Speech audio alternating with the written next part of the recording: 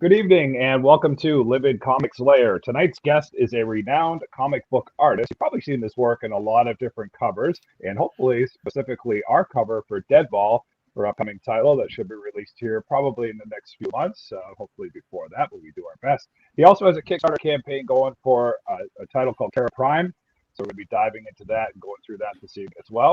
So please welcome our friend, Mr. Bryan SilverBax.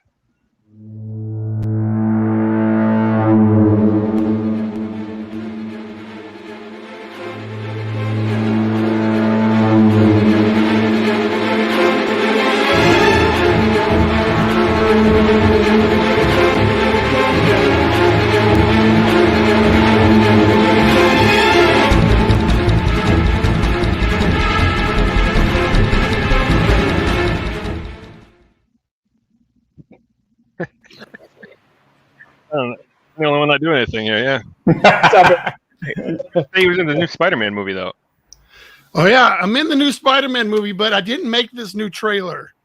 I was in the first trailer. All right. I forgot. Yeah. What do you want me, Well, but, while you're on the subject, you had done some acting stuff, right? Yes. Well, I started, since I live close to Atlanta, yeah. I was like, well, what do I do with my free time when I'm not making comic books? Maybe I'll try this acting thing or the being an extra. Like let's call it what it is, being an extra. So I found Facebook groups and stuff here in Atlanta, and they're like, oh, we'll come out and do this extra stuff. And I've gotten some pretty cool experiences just being an extra. And then I think I was like, you know what? I think I'm better than this. And not that there's anything wrong with being an extra, but I think I have more inside me personally, like creatively. So I started pursuing like acting legit. So I started taking acting classes, and I'm starting to like try to audition for roles and stuff like that. So I'm trying to graduate from being more than an extra to being like a full blown, hey, I'll take your keys, Mr. Stark. Like that kind of shit. Yeah, get the one line in the Marvel movie, you're freaking gold. Hey, dude, I've seen people do more with less. Yeah, I mean, I'd be pumped just to be an extra. I'm not gonna lie, I'm such a movie nut. So I wasn't trying to discount it, dude. Like I was on The Walking Dead, man. Like that was fucking cool. Like I was on there for 3 episodes, and I got to get my ear blown off because I was one of Negan's guys. And when Eugene made all the bullets backfire, they blew the side of my face off. And I actually so when the episode aired, they gave me a CG ear and everything. So the picture you see of Bryan real quick is with a CG ear, and then all of a sudden the gun backfires, and then there's all the makeup that was on my face. So there's so much cool stories. Like I honestly, like on the set of Spider-Man, I got the fist bump, Tom Holland when we were wrapped for the day, because I was a police officer. And him and Zendaya and the other kids from high school, they had to walk by me to get to their trailer, and I just threw out the little fist, and Tom Holland was like, yo, what's up, dude? And I was like, oh, that's pretty fucking badass. But I think in all of my acting stuff that I've worked on, like for me, the coolest thing was being in the presence of Jeffrey Dean Morgan as Negan when he gave all of us a speech about going to kick Rick's ass and stuff like that.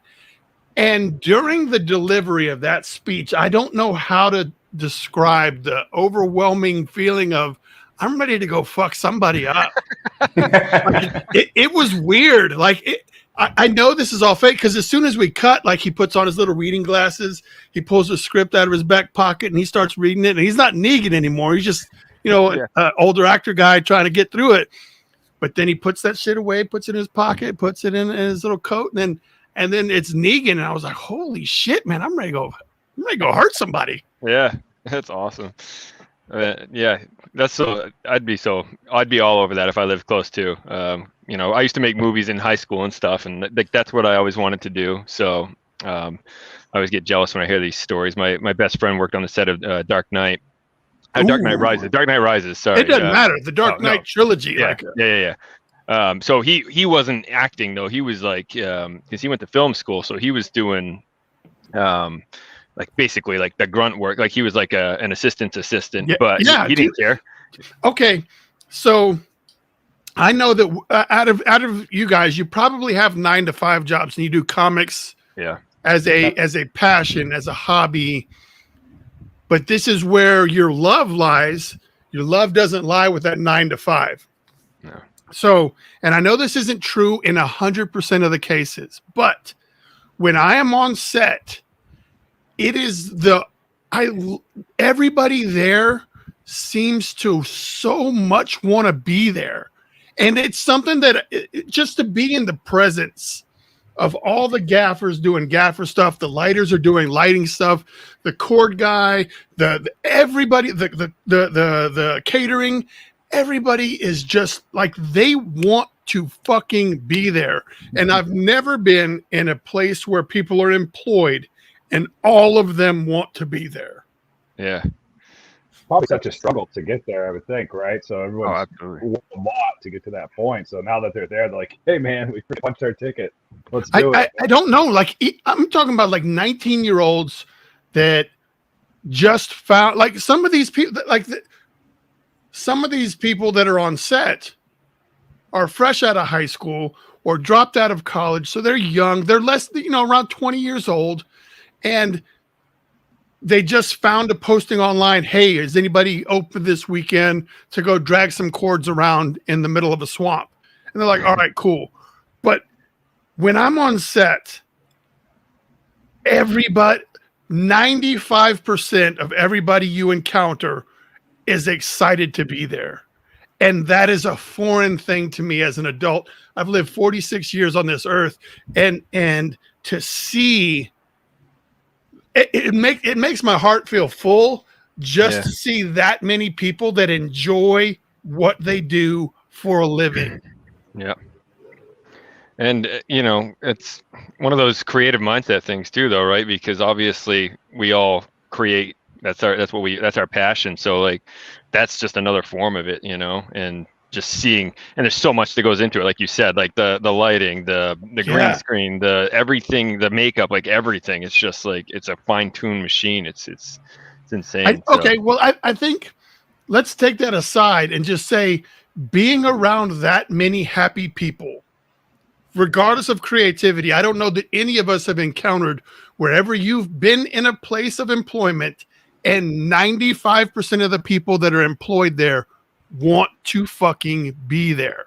Yeah. Like that is fucking magic right there. I don't just the energy that comes off of being in an environment where people really want to be there makes you and you have to want to be there too, but you just like, man, I want to be a part of this so bad.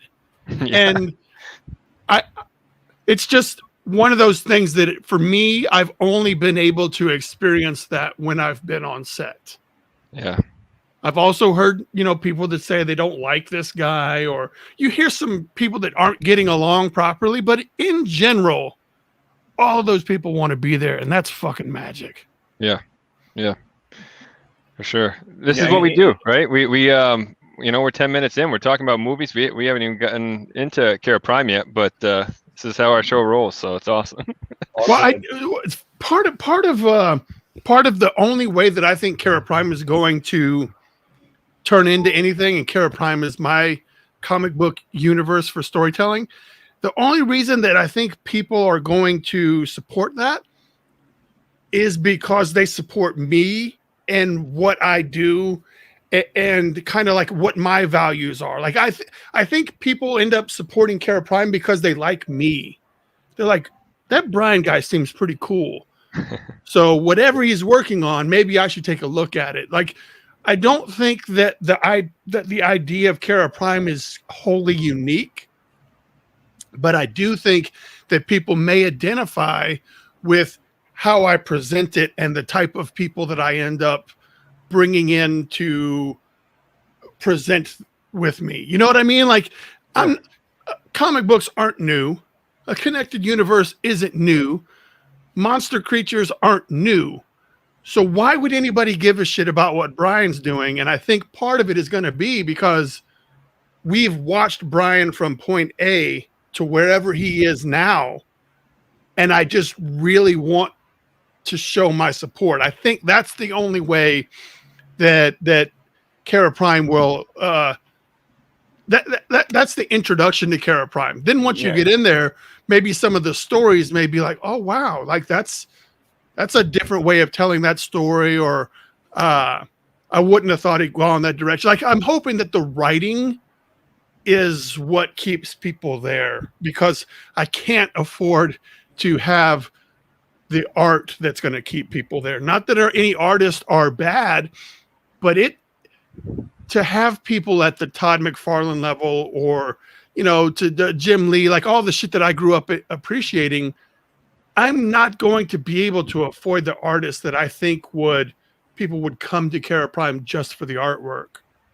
So the only way to supplement that is to give them stories that they can't get anywhere else, with artwork that is serviceable or, you know, above par, but you're not coming there just for the artwork. You know what I mean?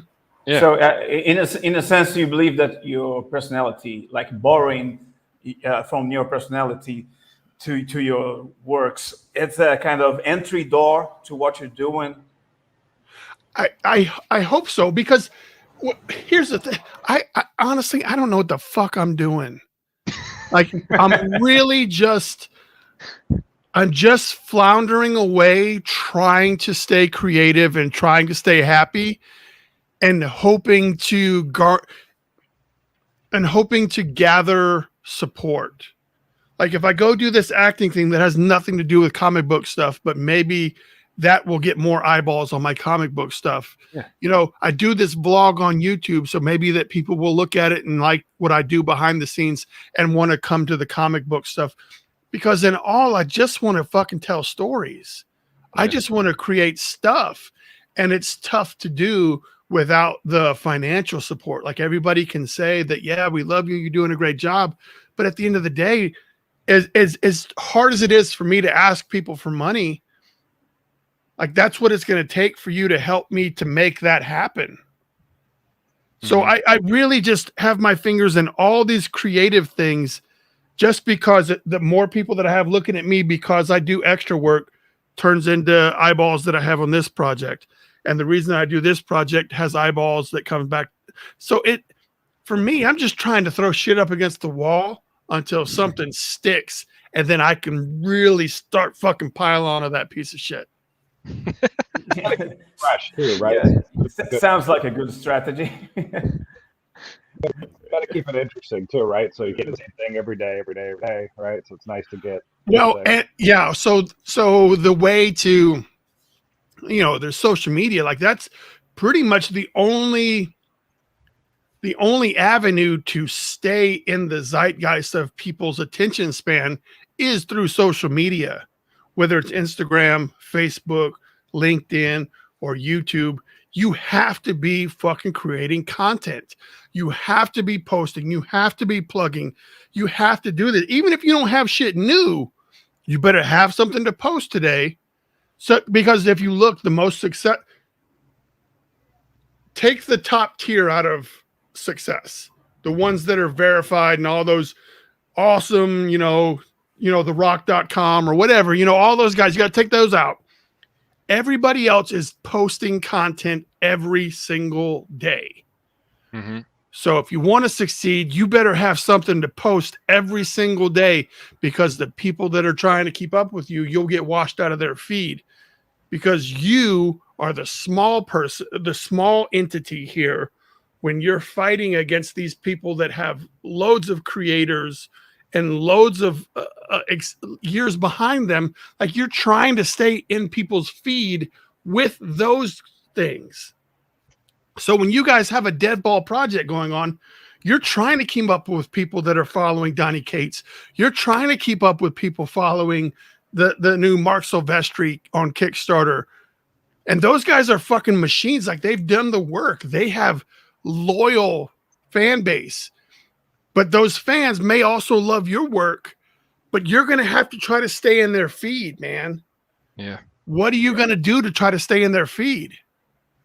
Exactly. Yeah. I mean, I think I love the Ghost Rider look. Yeah. How do you say your name?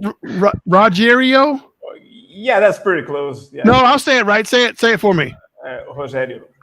Rogerio. That's close. That's Rogerio. Close better than we do, man. Yeah. Yeah. So okay, go ahead, John. No, I was just gonna comment on your Ghost Rider. Yeah, like I see you have a decent gear there for that. That's probably a leftover from your podcast project. And why did you stop? Oh, you're talking about for the podcasting stuff that I was doing? Yeah. All right. So I told myself when I started a podcast, well, all right, we got no time limit, so I'm fucking going in. All right.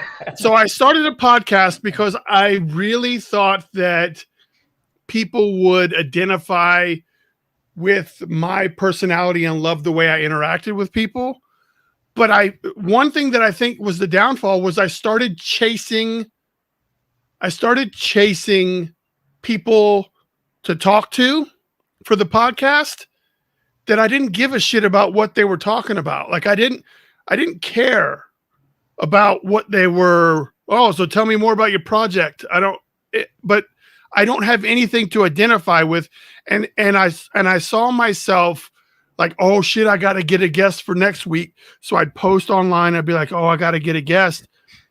And then it would just be somebody I didn't even fucking care about. Like it was just, and so I started feeling fake, first of all.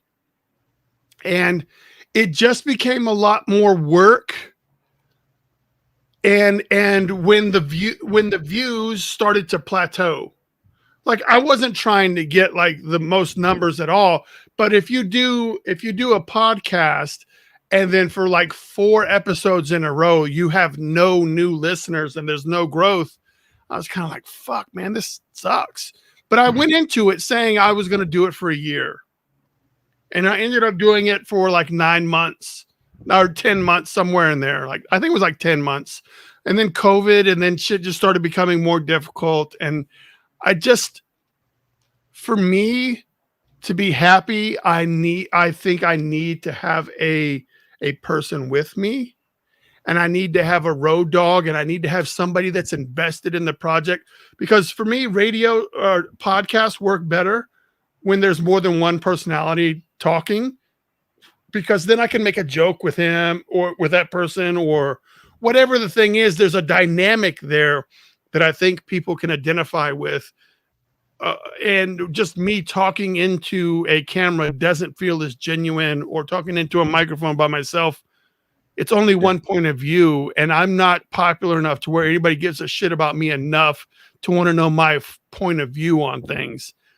I think people would want to tune in because of my banter with my co-host or whatever that is. And that it just ended up running its course. And once I started seeing that I was getting guests that I didn't care about, and the amount of downloads and the amount of views stopped growing at all. Like, and I don't mean just like 1 or 2, like it stopped growing and almost started going down. I was like, all right, well, then I'm not where I'm supposed to be. Yeah. No, I mean, it's been great having 3 hosts, because if one of us is just like loses our thought for a minute, right, and the other 2 can talk, and instead of, I tend to ramble if I'm trying to think of what I was going to say, so I definitely hear you there. Well, to this point, we've been lucky. I mean, we're only 30 plus shows in, but everyone we've had has been people that we've reached out to, that we wanted on, that we've wanted to talk to. So I looked through the YouTube channel prior to coming on, but it's weird how you have one video that'll get 40, that you have one video that has 39 views and the next one has like 219. You're like, what was the difference? It depends, man. Was it the link? Platform? No, it's the platform. We're all over the place. So like last night or Wednesday when we had Sal on, we got almost 700 views on Twitter, which is by far the most. That's crazy. That we've gotten. And that's because like Alex and Bill like tweeting out our show, like that obviously clearly helped. So like but then we only got like 23 views on the show on YouTube. You know what I mean? It all depends. So speaking of that, I need you guys to tell everybody about Deadball while I go into social media and share this. Because now that we're live, it's a different thing, and I forgot to do that. Yeah, let's start with the cover. Yeah. Well, I don't want to reveal the other one yet. I'll wait for him to be, in it here. But we started working on Deadball, and obviously, I brought your work to Joel. I was like, man, this guy does some killer shit. How do I mute this? Obviously, I love hearing myself talk, so that's fine. No, there we go. I found it. So yeah, no, I saw you. I followed your stuff, and I'm like, this guy does killer work, and we reached out to you and had you do the cover for us, and people are blown away by the cover, by the way. Really? That's awesome. Oh, like for me, like I wasn't sure what to do with the cover, but I think Demir really killed it with the colors. Like I don't think the artwork is very strong on its own. But with those colors, you're like, wow, I feel it now. Yeah. Well, I have one of the, we did a con exclusive black and white half issue, a 0 issue. So I have it here. You can't see it with the reflection very well, but yeah, man, that's just killer. But I wanted to share this here. We'll might as well do it now. Why not? Right. So yeah, let's talk about some fucking Deadball. First off, before you reveal this cover, what is Deadball about? Because it sounds like a weird title that I need to know more about. Yeah. So Deadball is an era in baseball in the early 1900s. It was called the Deadball era. So Joel, that's a real thing. That's a real thing. They call it dead because the ball was dead weight. Basically, that's just the name they gave it. But I mean, it's always been dead weight. It's a fucking ball. It was like a rock, man. It was like there was no core in the middle of it, no rubber. It was. Okay. Like so it's really circle. Yeah. So ball game too. They used the same ball for like the whole entire game. Yes, so this thing, that was the thing. This thing all was right. Like all beat up. They also remember those like from the 80s, the Mad Ball, like the guys tonguing it out. You remember the Mad Balls? Yeah, there you go. That's what it looked like. That's what it was. So, Deadball though. So it takes place in the early 1900s, and it follows a baseball player named Ted Miller. His career gets cut short due to a gruesome injury, and I'm hearing myself echo. Are you guys hearing that? Oh, that's not me. I promise. Hello. I hear you just fine. All right, good. If no one else hears it, I can deal with it. But so it follows this baseball player's career gets cut short, and he's in debt to the mob.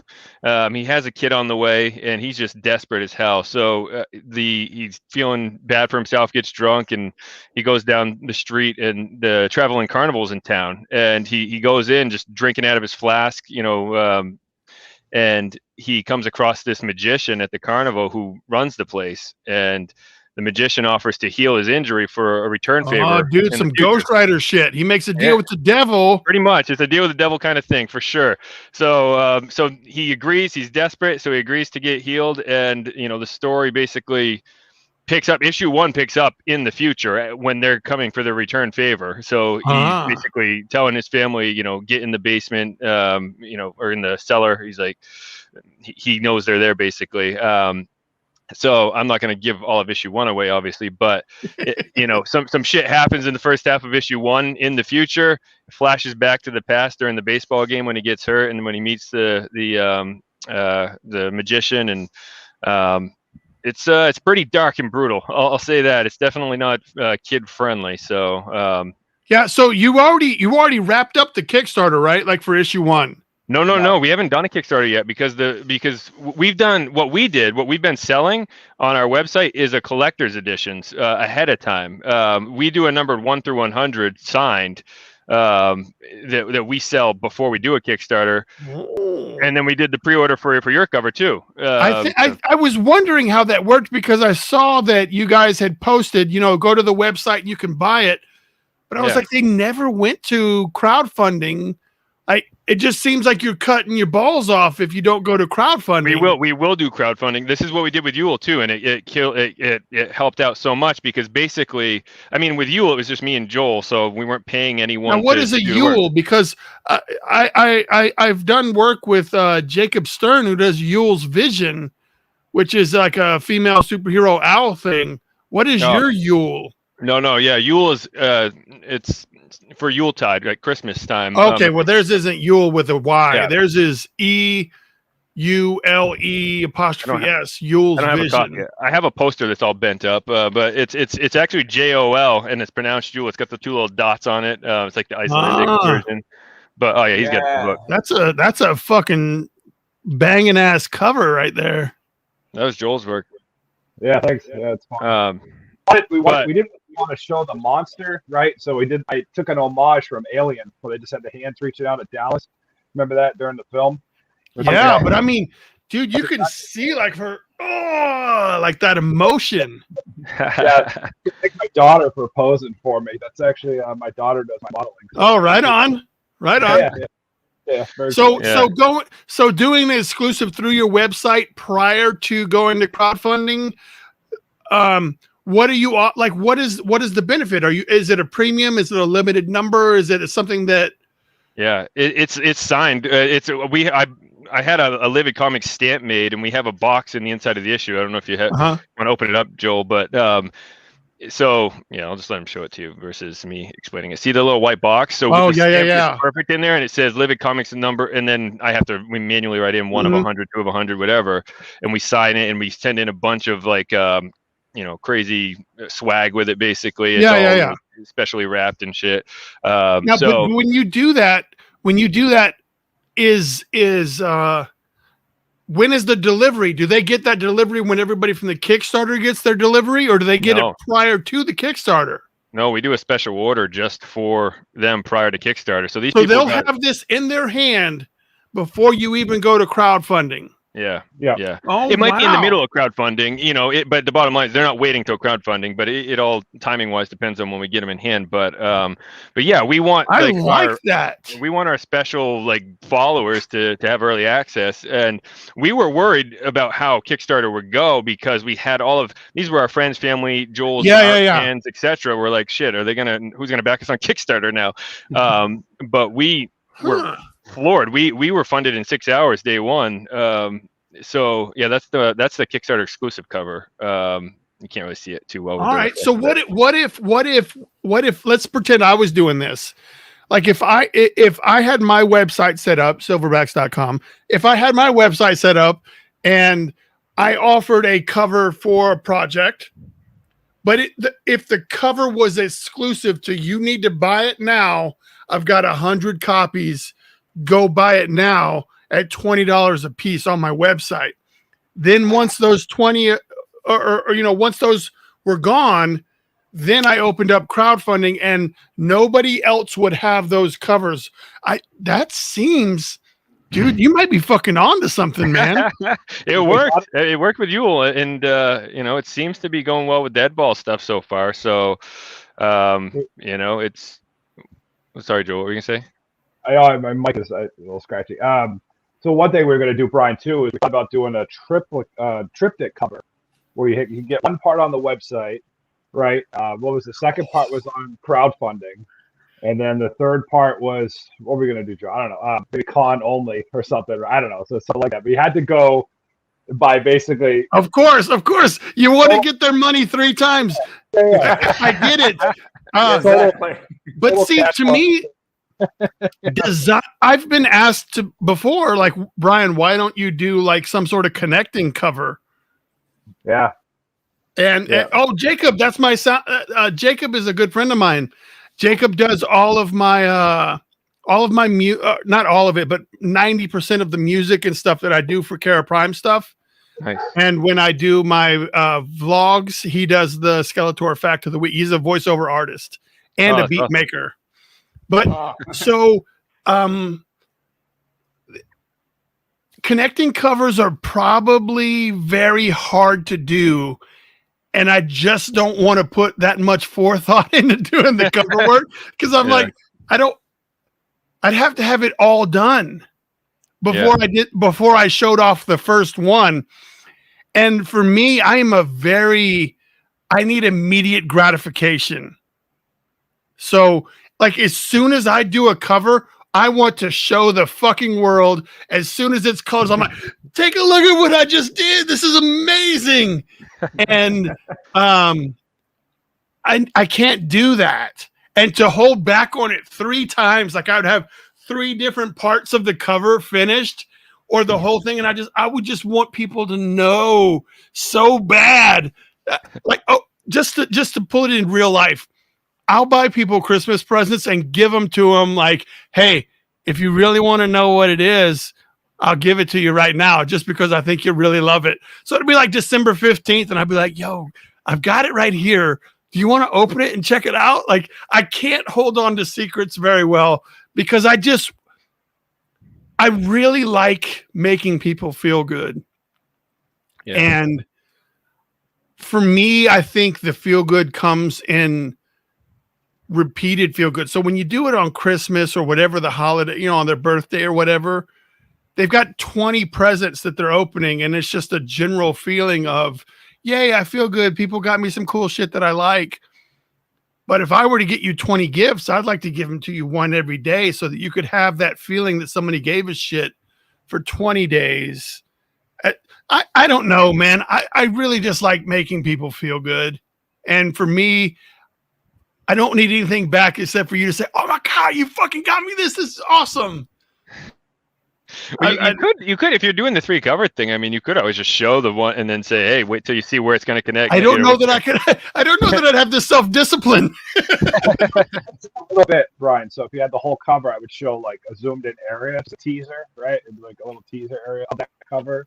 And that's it. That's all you're going to I don't mean to cut you guys off, but I feel bad because poor Jason over here, he's asked it again. He wants to know when freaking Deadball's shipping out already. So tell him. So Deadball likely would have been done by now, and the early collectors would have been probably on their way, but we hit a delay in the process. It's about halfway colored at this point. I mean, it's all drawn, it's all inked. Joel's exactly halfway done the coloring, and so we expect to be able to be shipping that out in the next probably early 2021, right? Like January is probably 2022. It's 2022. We're going back in time here. There's a nice story to the original cover of Deadball. First scene and scene was done by Joel, and I thought it was magnificent. I love the colors, the concept, everything. But then I think himself said, no, it's too gory. People don't like it because it's too violent. And then a week later, they came up with a new cover, and I said, "Fuck, this guy just nailed it," because it was perfect. It was clean. It was right to the point, without telling the story. That was just great. I'm sorry, Joel. But that cover was so wow. Fighting words. It was an add-on. It was an add-on. It was an add-on, and I was showing on my page, and people were asking, "Did you do this?" I said, "Oh, I wish I did." No, it was another guy, and people are very curious about what is inside because of that. Because that image is very strong. That ball, and there's blood, and there's a ball, and that's something, even for my culture here, because we don't have baseball in Brazil, but we used to watch films about it. So we're kind of acquainted to the sport. But you have carnival games there, right? Yeah. Nobody throws a baseball at carnival games, or is it just like a random ass ball? No, we don't have that. No. We were talking Wednesday. Timeout. Side note here. On Wednesday's show, I learned something new. Sal knew about this because he went to Brazil for a bit, but apparently they play freaking volleyball with their feet in Brazil. Like it's a sport. Like I'm like, what? I've seen that. That's crazy. The amount of air those people get. Like I'm just like, holy shit. The level of skills is just fantastic. Yeah, there's a lot of body control. Yeah. I can't even imagine, man. I can barely. There's a lot of people commenting on Ruggiero here. Joshua.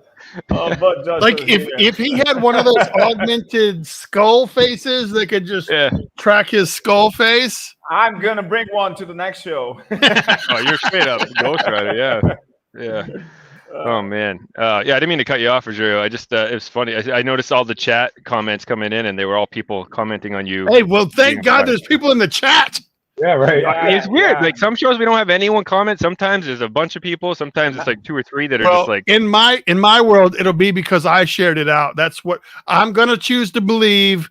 You can choose to believe whatever you want, but it's because I shared it out. That's why people are in the chat. There's probably some truth to that. Yeah, that's probably No, man, you get no. But you really, like, all jokes aside, though, you really do. You have some faithful followers. Like, obviously, you tweet, you post out that you did this cover, and all of a sudden, our website, boom, boom, boom, boom, boom. These orders, I'm like, holy shit, that was just from him tweeting that. I honestly, dude, I think it has a lot to do with Demir's colors. Like I don't want to give anything. I don't want to say anything that disparages it, but those Ferris wheel, that's not even the lines aren't even. Like the Ferris wheel that doesn't even like. I felt so bad. I was like, God dang, man, this sucks. No, I'm looking. Yeah, dude, they're not evenly spaced apart. So maybe it was like done with like 2x4s and a crooked level. Yeah. But I think like when I got the colors back from Demir, I was just blown away at how I would have never colored it that way. And the reason I started working with Demir is because I knew that I couldn't get the results that would take the art to the next level. So the way that I work, the way that I think is you can have mediocre artwork, but if your colorist is better than average, he can make that mediocre artwork look like an incredible piece. Like the two of you can form Voltron and it can be better. And I knew that me coloring my own stuff wasn't getting me there because I wasn't able to camouflage my shortcomings as an illustrator with the coloring because I just wasn't playing enough with the colors. Yeah. Now for me, which is weird because I think I can color other people's stuff and make it sing, but I don't like when it comes to coloring my own stuff. I kind of, I guess, hesitate or just don't. I like having another creative mind look at my work and add themselves to it, because then you're getting 2 creative B pluses to make an A in my world. Like I don't know, but when Demir turned in those colors, I was blown away by the, subsurface scattering that he did on the skin tones. Yeah. This may be foreign to, but he did a lot of things that were just fucking right. And he may have done them on accident. He may have just thought he phoned it in. But when I saw that, I was like, oh shit, man. When you told me who colored it, I reached out to him directly. I'm like, man, you fucking nailed this. So he hadn't done a lot of work before he met me. Like he was just kind of in his own little thing. And then I had a couple of pieces of fan art or I think the first thing I contacted him on, I did a cover for Haha 6. And there was, I was having a lot of trouble with coloring it the way that I thought it was supposed to be, that it should have been colored. And so I put a call out on Facebook and I was like, hey, colorist, show me your stuff. And he was just random colorist number 2 that posted in the Facebook group. And I was like, hey, take a crack at this. And he fucking killed it. And I come to him 95% of the time I have something that needs to be colored. Like it's just so, and what's weird is that he's still learning too. Like he's like, Bryan, thank you for all the work, but I have no idea what the fuck I'm doing either. And I'm like, well, you're doing better than me, partner. Fool us. Yeah. It looks pretty damn good. Yeah, that's something about being humble sometimes. Yeah. So I really enjoy working with Demir. So Demir does most of my cover coloring now. And then what I do is, because I think that I know that he does have some deficiencies, but I will just take his covers and pull them in and then just add the 1 or 2 details that I think, put that plus next to the A. Like he's turning in grade A artwork. I just want to give it that extra plus in what, like, this is how I want to turn it in. And since technically he's working for me, like I still feel okay adjusting what he gives me to kind of fit what I think the overall vision of the piece is. Yeah. Yes. Well, that's the beauty of doing it digital too, though, right? That we can do that. So, sorry.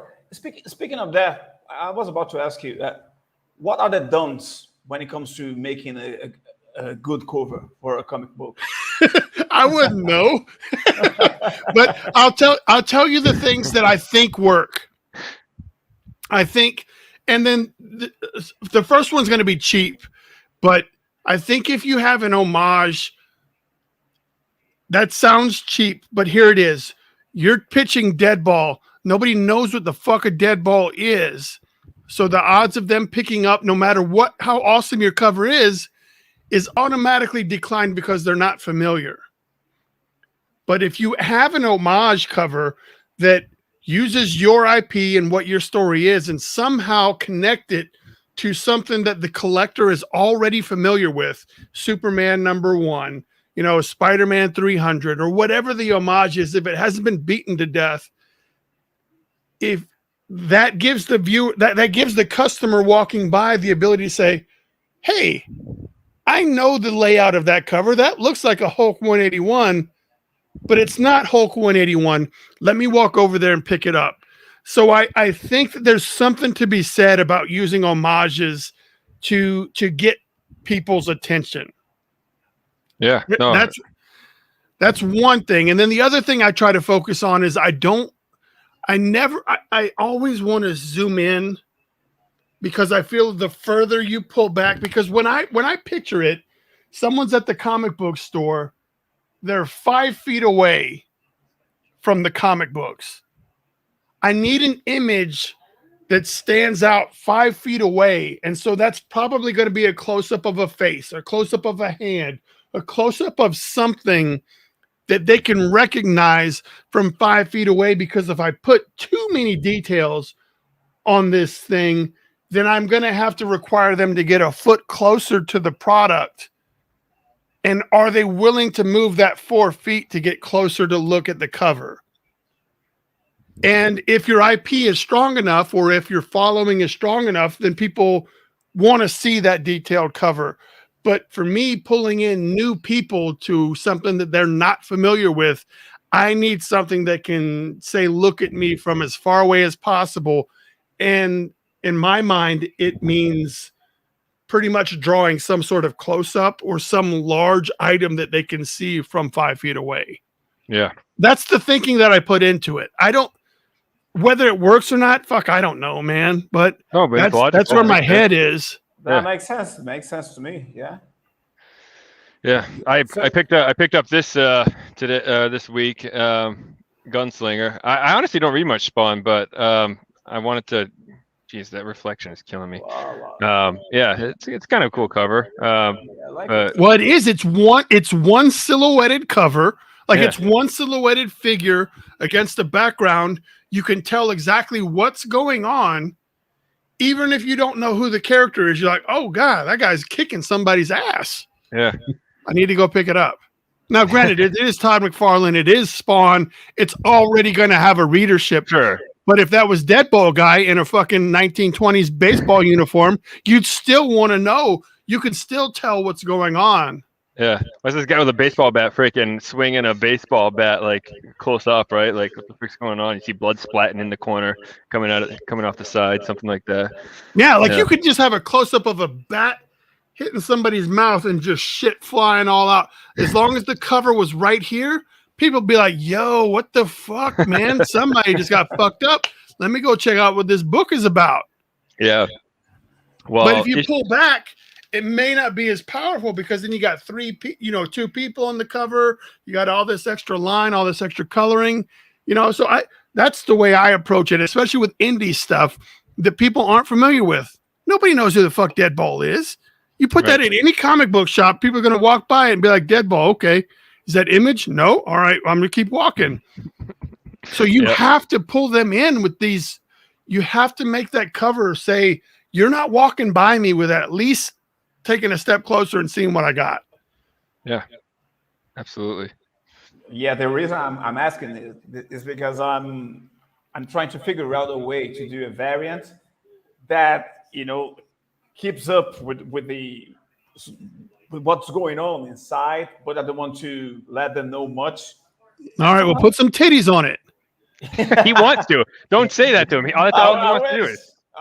Dude, titties sell. I don't know if you guys are new to the game, but titties fucking sell. Oh, we say that all the time. If you look at the top like 20 Kickstarter campaigns, it's all freaking like big boobs and like these people are perverts, man. Just go to Pornhub. Like it's all. Yeah, but dude, I look at that and then I say to myself, like, I understand, but it's not going anywhere. Right. I need some of that fucking money. Right. Like if they're willing to throw that money, I need to figure out how to incorporate that without compromising the integrity of what I'm doing. So I did a cover for Kerra Prime issue 2. That's a Kenneth Smith. He's a silverbacker. Yeah. Nice. Spencer. I asked Chad Harden, who's done, you know, Harley Quinn covers. He does some like nice female work. And I paid him to work on a cover for me because I had a story where there was a female character who was scantily clad. And I was like, well, let me see if I can get a little bit of that money. Now, honestly, like I want people to enjoy the story, but I'm not kidding myself. I don't think I'll ever make the money back that I spent on paying Chad Harden to do that cover. You know what I mean? Yeah. But the cover is fucking phenomenal. Like the work is outstanding, but my IP is so small that I don't think people are going to be like, oh, I'm going to go for an issue 2 that has a Chad Harden cover. But for me, like, I know that that's the only title out of the 2 that lends itself well to paying someone who does, you know, excellent female artwork. Chad does great work all around. Like, let's not get it twisted. Chad is phenomenal. But I think what brought him to prominence was the female artwork. And he's amazing at it. So why not ask him to do a cover? But I'm just happy that I can say that now I have a Chad Harden cover on Kerra Prime issue 2 that you can get. Sometimes, honestly, right? Sometimes it's like you got to take the hit. It's like you can say that now, right? Like, you know, I'd love to, you know, get a big name artist that's like at the top of their game with one of the big 2 or something to do a cover for us, and know up front it's gonna be tough to make that money back, but like you're like, hey, here's our so and so cover, you know. I hope, honestly, like if we can circle back a little bit to Kerra Prime, like what I'm hoping is that people enjoy the covers that I'm going to end up bringing through the projects, but they don't get hung up on the fact that it's not a number 1, because I know that is a big, like, oh, I got to collect the first number 1. But if you pull it down to its core, this could be the first time that artist A did a cover for Kerra Prime. This could be the first time that character A has appeared in Kerra Prime. Like, so that's Kerra Prime isn't a continuous, let's follow Joe as he goes through all of these stories. Each issue is its own story, much like Marvel Comics Presents or Dark Horse Presents. Like, it was just like, here's this story, self-contained.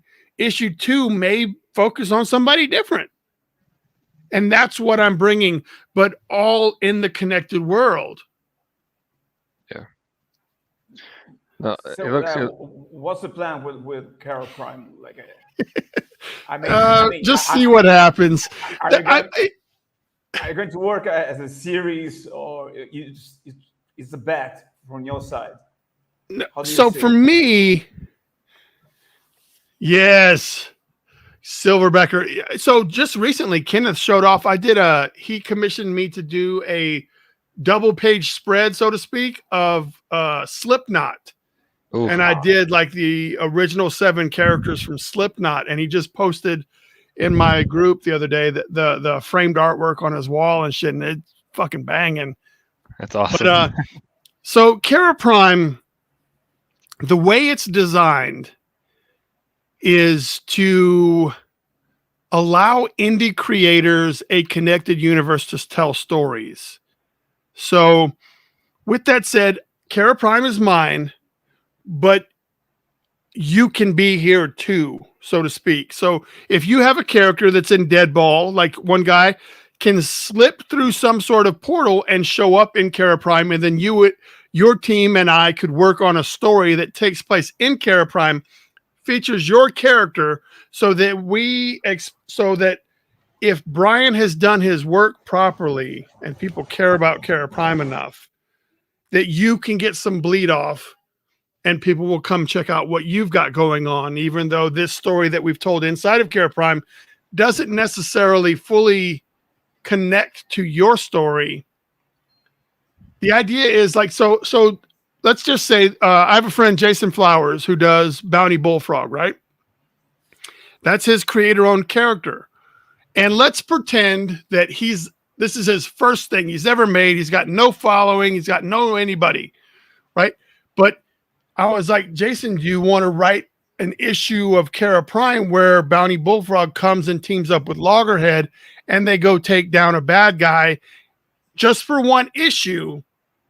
And then that way, when you go to do your solo series, that, maybe you've grabbed eyeballs because Bryan has worked so hard to cultivate eyeballs and an awareness of Kerra Prime, that if Bryan says that character is cool and thinks it's cool enough to bring into Kerra Prime, then maybe I need to go check out what you're doing on your own. Like that's the overall aspect of Kerra Prime, is to bring in and jumpstart creator-owned characters and feature the creative talents of people that probably would not be other discovered or just are underutilized. So let's just say, John, you have a story that you want to tell, but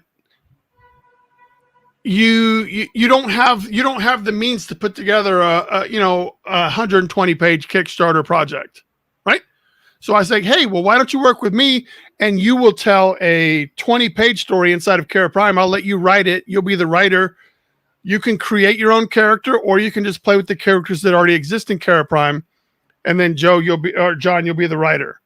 And John says, all right, cool. I'll write this one episode. And then we do the Kickstarter. You get whatever little money comes from the Kickstarter. That's your percentage. I'll be like, here's your money. And then now you have written and you have a credit to your name, and you have also grown the brand of Kerra Prime. You've given us more content, that when you do have a creator-owned character and you come back, like it for me, I'm just trying to build a way for all of us to win. You can say, now here's something I wrote, here's something I drew, here's a creator, here's a character I made, here's something I worked on. Like, I just want to have a connected, but so the customers, when they come to see it, I'm going to Kevin Feige the whole thing, so that all of it is a continuous story. So it all connects.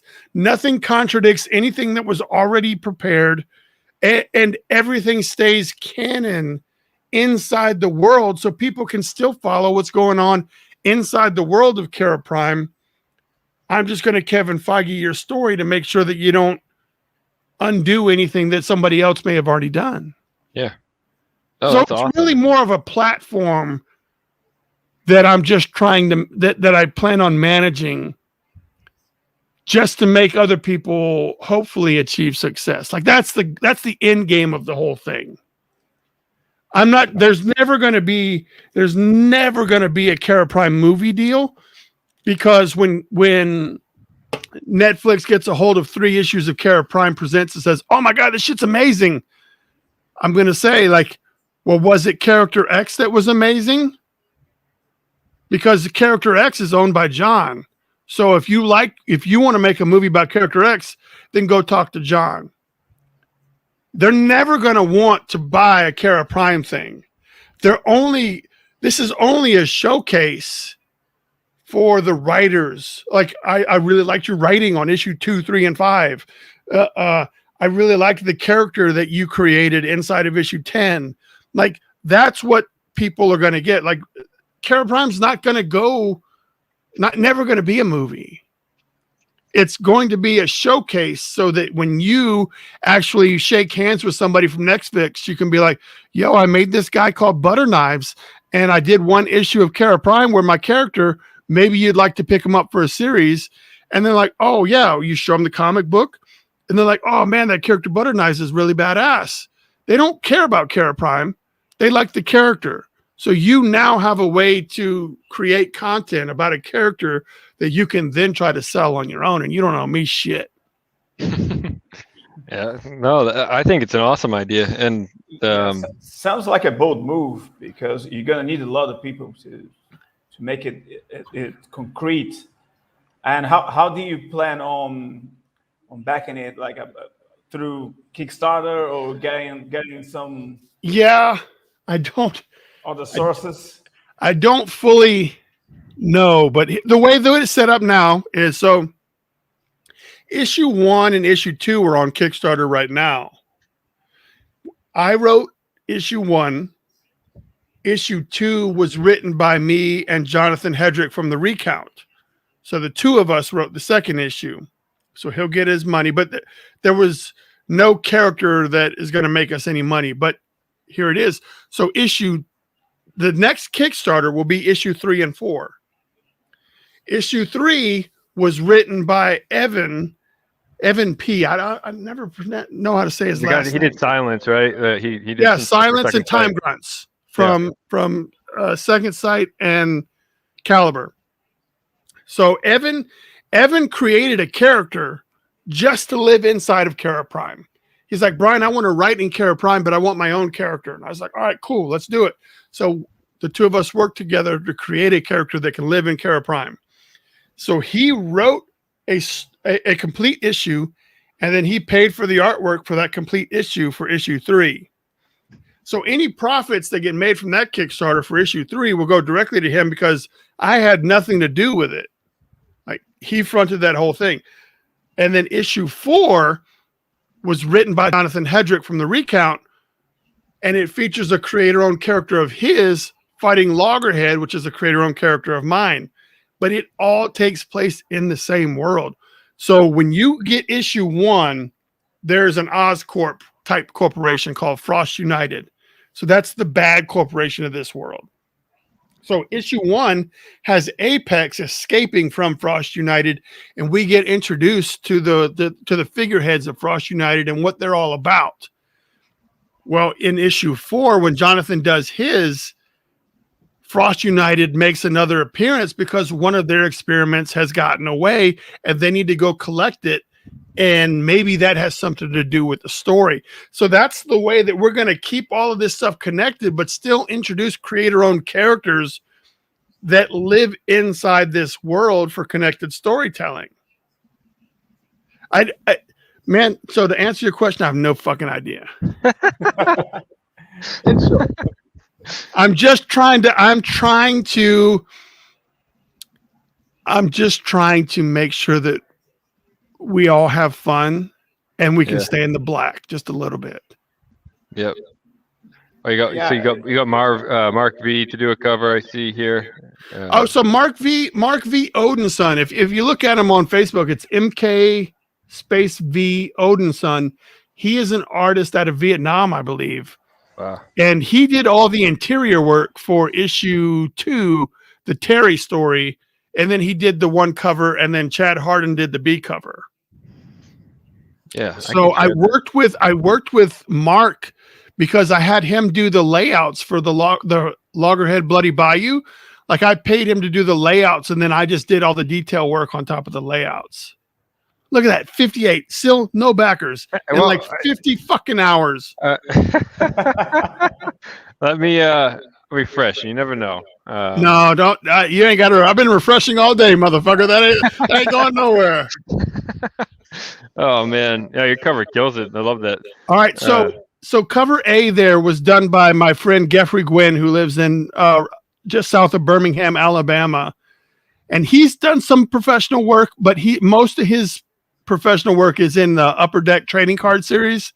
So he's done a lot of work for them, but he has done some comic book work. But he's just a really great dude, a very Ken Lashley inspired style to his work. But that was colored by Demir as well. And then I did the B cover. Yeah. And I colored the B cover on myself. Okay. I was trying to do a little J.J. Abrams with the lens flares and shit. I was trying to figure out how to do them. And so that's why they ended up. I was like, all right, let's do it. Let's overdo it. Hey, man, it looks good to me. You can see on the background where it says Frost United, like on a backwards piece of glass. Yeah. Because he's inside of a Frost United lab. And it's no stranger that Frost United is FU, by the way. So, all right. Yeah, I forget that it shows what I back over here. I did that. I noticed that the other day too. So, oh my God, you cheap bastard! Right? No. Yeah. Sell them on the Bryan. You got to yeah. No, so issue 2 here is features Terry, and what's weird is that Terry, you're like, who the fuck is Terry? Like, why would I? But we did that because Jonathan and I wanted to write a comedic story. We wanted to see if we could pull off comedy. So this is basically like an episode of Star Trek or the Orville, but kind of written with the Seth Rogen kind of humor to it. So there's dick and fart jokes and there's titty jokes and stuff inside of this guy just graduating from Starfleet Academy, getting stranded on a planet and having to go with his girlfriend because they got beamed to the planet while they were having sex. And then so she's just stuck there on accident. That's awesome. Rogério's so jealous right now. He really wants to draw hot chicks in Deadball. Yeah. I gotta. Sorry, Don. I got just one there though. It's okay. No, that's awesome. I have a story idea for him, so it's in the can. So. Yeah. She made it through one panel, so it's all right. Sometimes it only takes one panel. Yeah, it does. Oh man, yeah. But no, so the Kickstarter, we know we have. You get both of the cover A's for $20, and that's shipped right to your door. I think that, like, I saw that a lot of successful. There's no recipe on Kickstarter or whatever, but including shipping into the price.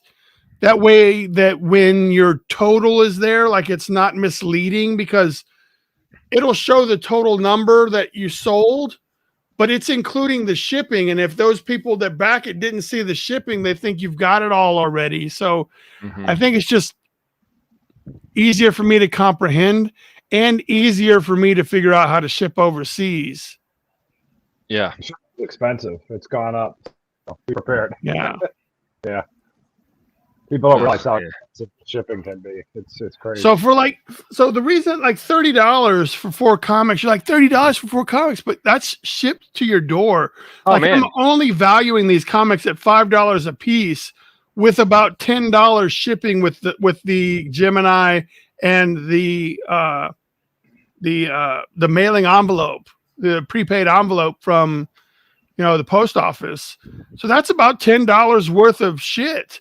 So each comic book is really only being valued at $5 a piece plus $10 shipping. So when you go to the second tier, it's only $10 more because you're only adding 2 issues of a comic book. Yeah, but I don't think $30 sounds like, if you go on, most people that go on Kickstarter, I think are expecting to spend $25. That's the most common backer number is $25, and that's usually for 1 or maybe 2 copies of it, right? So like you're getting 4 for $30. That's Well, let's not get it too twisted. Bryan is probably not going to end up on the black at the end of this. So there's some pages, there's some panels that I kept the words off of just so you can kind of see what you're getting into. And I did that for both. So I give you 4 pages of each book. Even, there's only 20 pages. So that's like a quarter of the fucking book. Like, I don't want to give you too much, Right. Yeah. And I don't want to give you any nudity on the pages. So there's no titties or anything on there. That could be a stretch goal. But limited edition. Hit $5,000, we'll add tits to any character. We'll just have random tits in the corner. Yeah. Every now and then throw a wiener in just to throw them off. Just put the flying tit comes by. But see, man. So go over to the the rewards part of it. Like for me, like I think it's very cut and dry. Like you get $30. Oh, that just shows your support. So you can't see the other tiers because that's the one you support. There we go. There we go. Yeah. All right, so $1 and then $10 gets you digital PDFs for everything. $20 gets you both cover A's. $30 gets you because that's the one you back. $30 gets you all 4 covers. $80 a retail bundle. $140 is a retail bundle, and that's fucking it. Well, and you get you can do an exclusive cover. Like that's it. So I built everything in the add-ons part of the Kickstarter. So do you want that foil cover? Then just add it to your order, but you have to have already ordered the 20 thing. I'm not hiding it behind you have to get the $150 pledge tier to get a foil cover. You can get any of I think that what I'm doing is very easy to comprehend and very easy to understand. There's all of the extra shit because you can scroll down on the other part and see all these different add-ons. There's artwork, there's all this other shit, but it's all add-ons. It's not like an exclusive tier that is only available to a select few. Because I want people to have this stuff. Oh, I get the 3D still though. That's pretty badass. Yeah, so for anybody's into 3D printing and wants to make little fucking minis, let's do it. Yeah, that's cool. I've already paid for the models to be made. Like those, I own those models. I just don't have a 3D printer. But I do. Oh, let's see if I can pull this up. We can go full screen. Hold on. There you go. Wow. Oh, I don't know how to do the little fucking cool look at my lipstick thing. Yeah. There's one. Hold on. I got another one. I got 4 of these bastards, but so. Those are cool. Yeah, they're awesome. Still kind of blurry, but whatever. So that's the fun that I want people to have this stuff. That's why I'm not trying to make money. I'm just trying to make enough money to get you the product so that you can appreciate what we've got going on. Yeah. We have a question. It says, what if someone wanted to back the entire project? What would be in it for them? I don't you get the shit you paid for. I think they want the whole thing, Brian. They want every single piece and part. They want everything you got, buddy. So what would they have to do? I don't know. Want the presidential package, Yeah, I guess maybe I should put together the presidential package. Like I've got so this was the last Kickstarter we did was the anthology project. Yeah. And I mean, this is a square bound badass. Wow. It's like 180 pages of Kerra Prime content.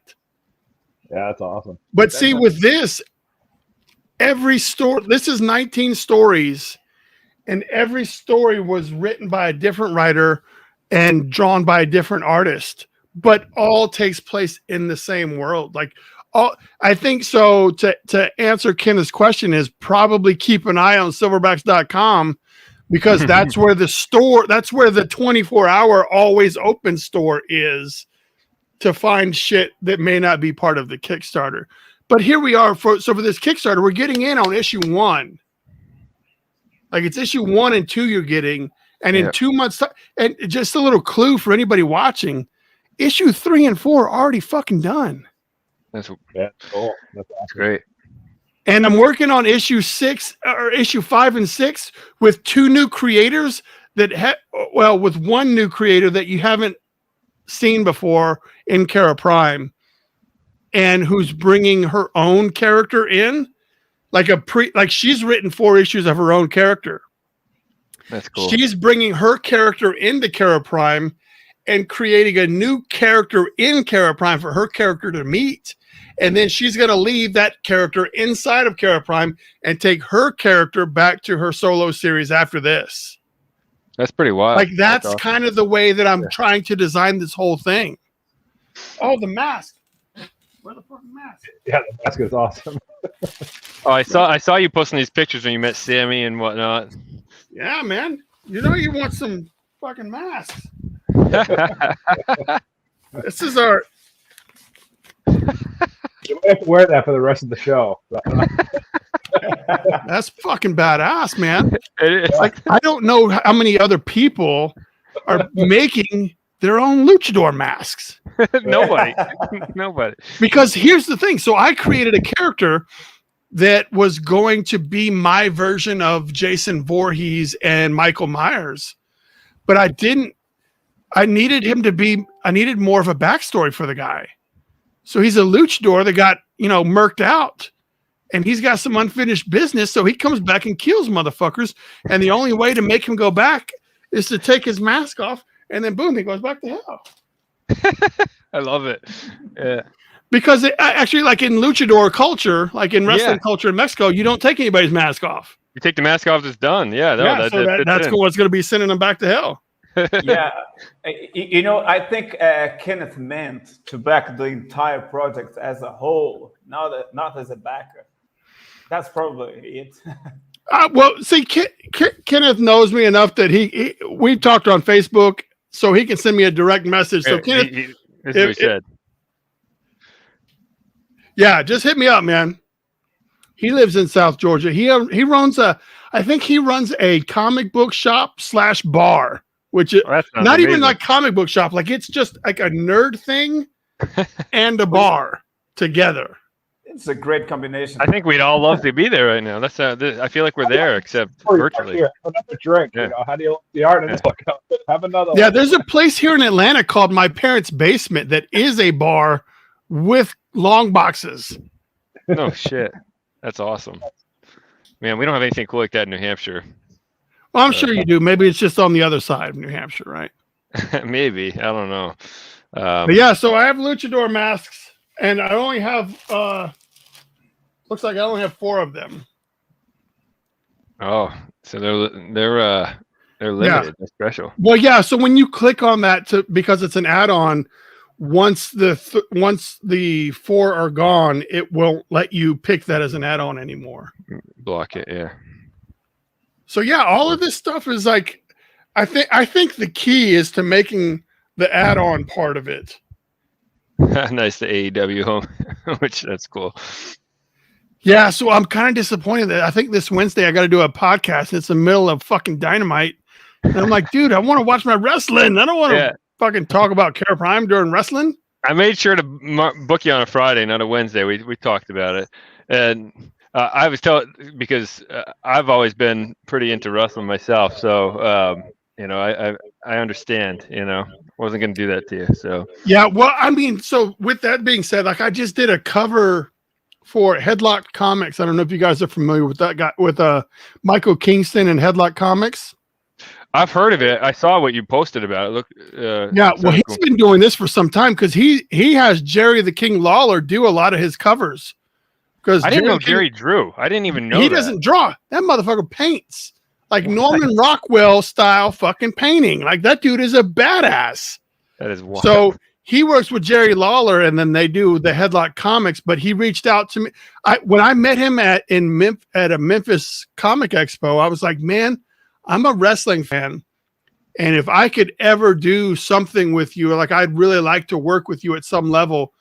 And then recently he reached out to me and says, I got something you'd be perfect for. I'm doing a Danhausen cover. And I was like, all right, well, let's check this out. Because at that point, I wasn't familiar with Danhausen because I really was only watching AEW. Yeah. And then I'm a Fanhausen now because of the work that I had to do. But So one of the cool parts of what we were doing is I did the Danhausen cover, and I really am liking the way it turned out. Yeah. But Danhausen got hurt during the Kickstarter campaign like 2 weeks ago. And then all of the proceeds from the cover, Michael is donating to Danhausen's medical bills because, you know, independent wrestlers don't have like fucking good health care and shit. So it's like almost 100 covers of mine were picked up just for like, once he said that, like the number of Bryan SilverBax covers like doubled. And I was like, oh man, I know they're not buying it for me, but like, it's weird because on the inside, I'm like, they're buying it because I'm a badass. And then, dude, Stick McGee could have drawn that cover and they would have still backed it because of the character Danhausen being so over. Yeah. I'm just happy to be, I'm just honored to have been a part. You know what I mean? Oh man, as a wrestling fan to do something like that sounds awesome, man. Like that's so cool. Rogério's first ever comic was a wrestling comic, so so that was cool. But when I saw the mask, it kind of reminded me of bring it back. His turn. Yeah. So his name is Muerto Noir. Muerto Noir. Yeah. So he's got the little, the dead goat thing going on. That's so cool. Yeah. But I tried to come up with something because I know that it's probably going to be hard to find a name that isn't already taken in complete Spanish or Portuguese. You know what I'm saying? Like as far as like the naming of it. So noir isn't a Spanish word. So maybe French. Yeah. So if I mix the two noir, muerto and noir, there's going to be nobody that's got that name. So I wanted to make sure I got that name and it couldn't be confused with anything else. Yeah. How long did it take you to come up with that name? Like, were you just sitting there mixing and matching different languages? My brother, who is very Anglo, is married to a completely Mexican woman who speaks Spanish. And my brother now speaks Spanish. But it was a lot of conversations between him and his wife to make sure, like I wanted it to kind of sound cool and intriguing. And when we finally got to Muerto Noir, like he was like, oh, that sounds cool. Like, even though it wasn't completely Spanish, because I tried some Spanish stuff, but some of it was just so generic. Or sometimes the Spanish translation of the word doesn't sound nearly as impactful. Like you were, like if you were to say Ghost Rider, it's like Phantasmo or some shit like that. You're like, oh, that doesn't sound cool. Like Phantasm doesn't quite have the same effect in English. So when you call him Phantasmo, the English reader may not think it's as cool a name as maybe the Spanish speaking culture. So it was a tough balance, but I was like, once I got it, I was like, fuck it. That's it. I'm tired of thinking about it. Yeah.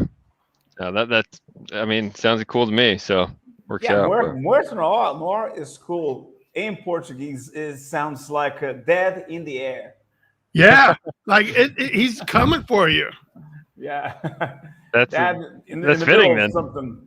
Yeah, no, that sounds fitting then. Based off what you're saying there on the character. So that's cool. Yeah, I guess when you have a wrong name for a character, like you screw the things up. Because for me, when it comes to making up characters and stuff like that, like I really put a lot of thought into the backstory of the character, and I want it to be as identifiable and grounded as possible, because I don't want to just say, and nothing against Spider-Man, but I don't want to say a radioactive spider bit the guy. I want you to understand that, he was homeless, living in a box next to a radioactive factory where the spider got out and bit him. Like, I want to have more depth for people to bite on. Yeah. Because I'm fighting the radioactive spider. I'm fighting the gamma radiation. Like I want those eyeballs on my stuff.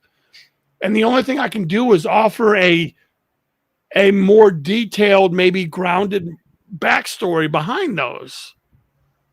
Yeah. And I think it makes it easier to write the characters. When I work with these guys and gals that are trying to work with me on Kerra Prime stuff, before we even get too far into it, I will say, let's come up with the backstory for your character that we're doing, the one that lives inside of Kerra Prime. I don't need to know your character that you're bringing in.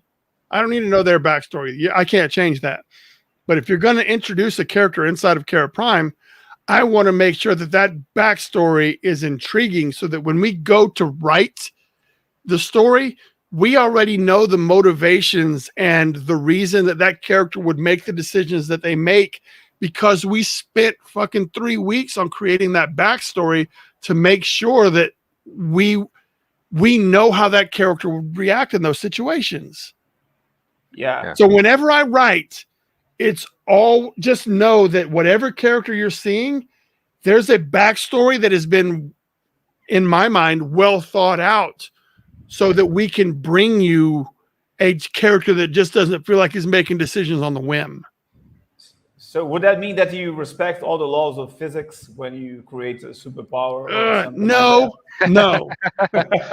I mean, much like the Marvel, the MCU and the DCEU, they're grounded to a point, but they stretch the limits of what's acceptable, but they do have a lot of stuff that can feel real or genuine. Like, it doesn't just feel made up. So I want it to feel like in 30 years when aliens are living among us and shit, like this could be feasible. Yeah. It's not like some sort of magical being came and just cast a spell on you. Like, I don't know how to describe it. Yeah. I don't know how to describe it. I can give you 2 examples, such as Iron Man, for example. That could be possible. Yes. Spider-Man could be possible in a world. Yeah, but Superman, no fucking way. Well, okay, but there could be, because he's an alien, right? So we don't know the capabilities of that. But I do think that if I were to introduce a character that's an alien, I wouldn't give him that many unchecked powers. You know what I mean? Like, he would have to have more than just kryptonite. He would only be able to either shoot laser beams and fly, but he couldn't run fast, or he couldn't do all of those things. I don't want to make an OP character. Yeah, I understand where you're coming from. But when we talk about Superman, he flies and he grabs things in the air and he fights up there.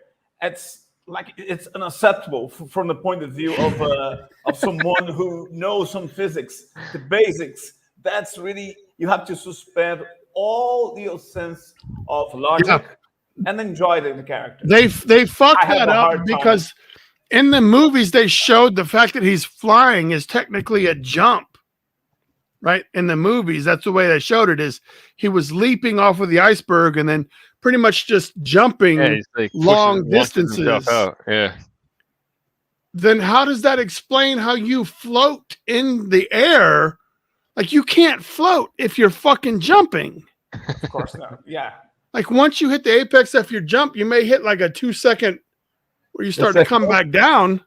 But if you are Iron Man, you can control, you can control. Yeah, you got some repulsor tech. It's all right. Like, it's acceptable from that kind of. Yeah, so for me, I do want to have a little bit more. I want to try to keep it as, I say grounded, but I just mean believable. Like, it feels like in 30 years we could be there. Okay, so very much like the technology would be.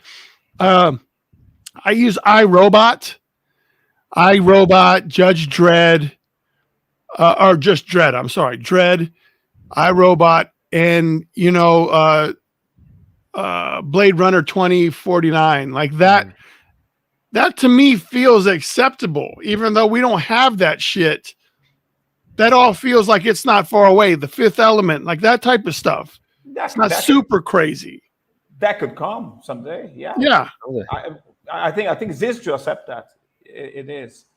And it's very hard to do this kind of future forecasts because we always fall short. Oh, looking Back to the Future, man. That takes place, what? Yeah. Like now, basically, right? Like, and they had flying cars and, they had all this shit. And now you look like, no, you guys were a little early. But 2015. If he went back now, he'd be going back to 1991 because it was 30 years. If you think about it, right? 85 to 55, it'd be like going from 21 to 91. It's like, all right, so it's my turn. It's my turn. Joel, what do you do for your 9 to 5? We work in finance. Joel and I, that's how Joel and I met, our day jobs. Oh, okay. So you guys both work in finance. Yeah, we work. Yeah, we work. Or kind of work together. All right. And what about Rogerio? I draw. For yeah. So oh wow, that's awesome, dude. Yeah, I'm a full-time artist. I do storyboards, I create characters, I do whatever it takes to bring food to the table. Is that the work that you do? Is it mostly in Brazil, or is it because of the internet that you have such an expensive way to get paid? I do both, but my international endeavors, it's all here with those guys working for Livid Comics doing Deadball. And apart from that, I do my storyboarding here. I create characters. I do some kind of comics for kids, but all those comics are hired by clients who have nothing to do with the comics industry, but they pay well. That keeps me rolling. The storyboarding that you're doing, is that for like commercials or film, or what is it for? Yeah, commercials, films, some cartoons as well. Like I'm doing at the moment some storyboarding for cartoons. Oh, right on. I imagine your work isn't cheap then. Yeah. No, I couldn't have been worse. I'm sure you like getting paid in US dollars from us though. I'm sure that's pretty nice too. But yeah, it's good to have a kind of international career because you become more valuable for people because they think, all right, those guys they are hiring him, he must be good. This kind of feeling here when it comes to it. Yeah, I'm always floored though, like Bryan. So if you look at Deadball's art, it's phenomenal. Yeah, it's only his second ever comic book that he's done. Oh, really? It's freaking like you would never know that looking at it. It looks like, this is praise Rogerio moment. So, yeah, man, he just blows it out of the. He just crushes Rogerio, is your work is it traditional and digital, or one or the other? Yeah, nowadays I do mostly 90% digital. Okay. Yeah, I love traditional, but it takes a lot longer to me. Yeah. But there's no Ctrl-Z on the paper. I tried that a few times. Now, are you a Clip Studio guy, Procreate guy, or a Photoshop guy? I go between Clip Studio and Photoshop, and I also use Adobe Illustrator when I want to have really clean lines. Oh, wow. I go there, I do my vectors, and then I import to Photoshop, the whole stuff. But I love paper, but I just can't afford to spend like 2 days on a page. I can't do that. So let me tell you about the way that I work. Let's see if I got something over. I don't have anything. But what I do is I do all of my layouts in digital. Yeah. So that way I can play with the layers and the format and the layout of the whole picture. And then I print it on an 11 by 17. I print it out backwards and then take it over to the light table and work on it, upside down so that I can just light box it. But I do all of my digital stuff like for the layouts to make sure that, his eyeball's a little off or, maybe his hand should be a little further this way. I do all the hard thinking in digital. Then I print out the rough backwards on an 11 by 17, and then I just ink over top of it with no pencil, like just go right into it on top of the artwork. Yeah, that's a great trick because our eyes, they get used to the image very quickly, and you make a mistake and you don't notice unless you just swipe them around. Yeah, that's a nice strategy. So I've got a hybrid format. Did you guys offer the original artwork as part of your Kickstarter? Some people do that. I don't know if they did. No, it's in digital, so we really couldn't. But I have concept sketches and things I'm going to include. No. I mean, like when I've done covers for people, I don't know if I did this with you guys or another couple of other guys, where they have a tier where they could get the original artwork. I didn't do that with you guys. I think you sold it on us. I think I already bought it from you. Oh man, I was just about to ask him if he still had that because I wouldn't even mind buying that for myself. I just online, someone's like, "Oh, I'll buy it." I don't know. Let's see what we got in here. I'll show you some shit I'm not supposed to show you, like this right here. Like I'm not supposed to show you that. Of course, you're going full screen. Is that a candy cane? Yeah, it was a candy cane. Oh, I was keeping up with the Mortal Kombat here. This was badass. Yeah, a lot of work there. That's the Inktober. Oh, this is look at that. Cult of Dracula. Looks great. That's awesome. And then there's this. Oh, but so see, that's the layout. So that's what I did digital. Yeah. And then I just inked over top. So you go from that to that. That's cool. Yeah, it looks amazing. But I'm trying to see if I have the artwork that I did. Oh, this is one that I'm pretty proud of. Yeah, that's really cool.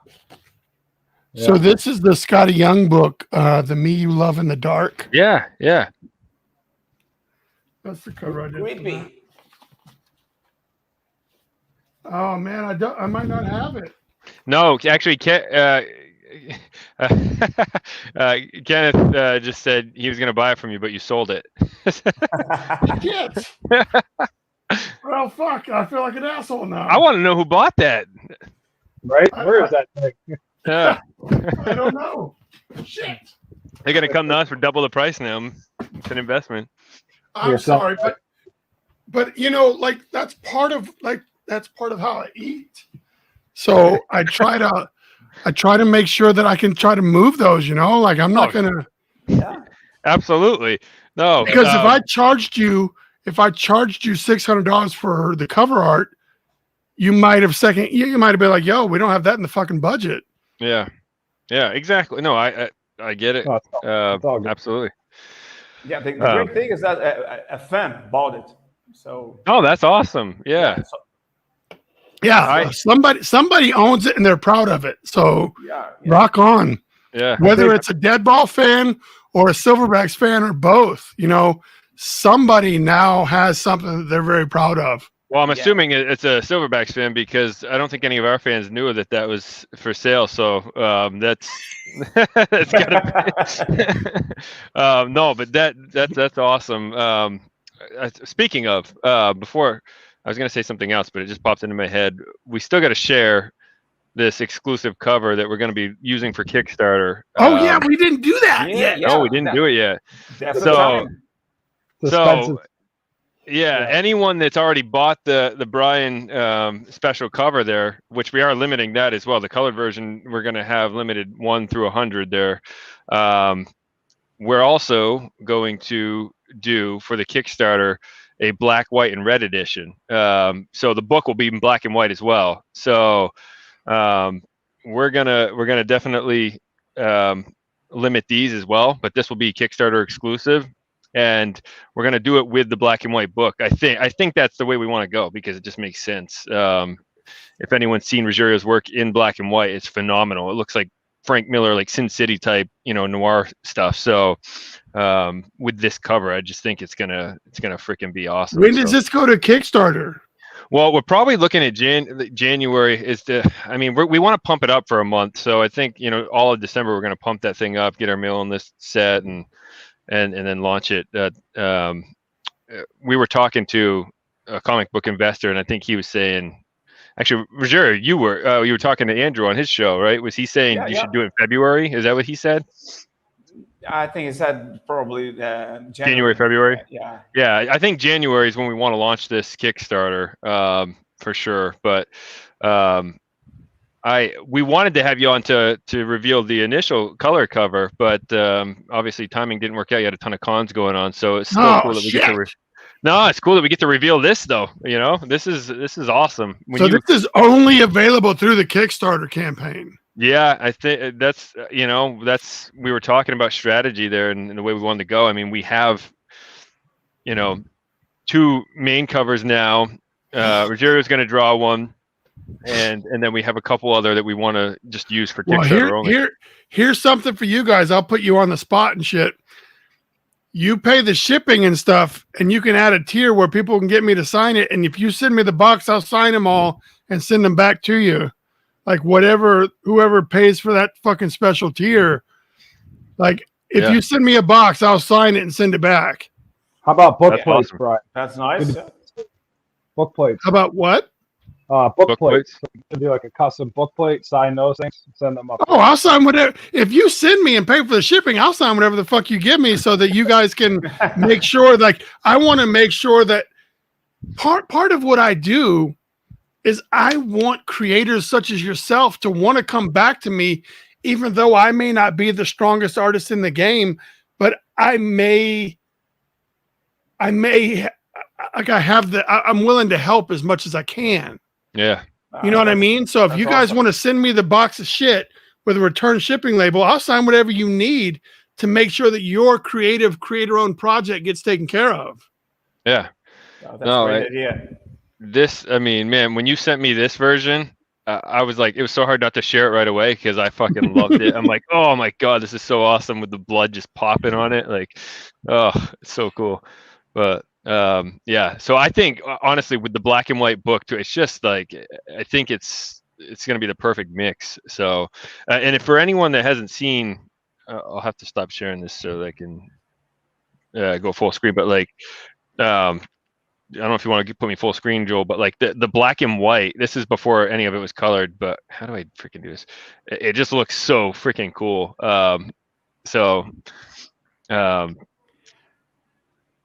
Rogerio probably has it. No, he's got his fire background. But yeah. Well, so some shows he'll have the dead ball images in his background, so it's kind of cool. But I can still thank you for your service, Joel, by the way. Looks like.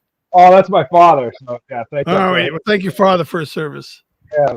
Well, thank you. You're military, right, Brian? Yeah. I did it for 6 years, but I did. He had that in the background. I just didn't want. I know that Veterans Day was on the 11th, so I just wanted to point that out. He passed in 15. He was 84, but he was 82nd Airborne 101st North Korea in 1950, and 86 jumps won in combat.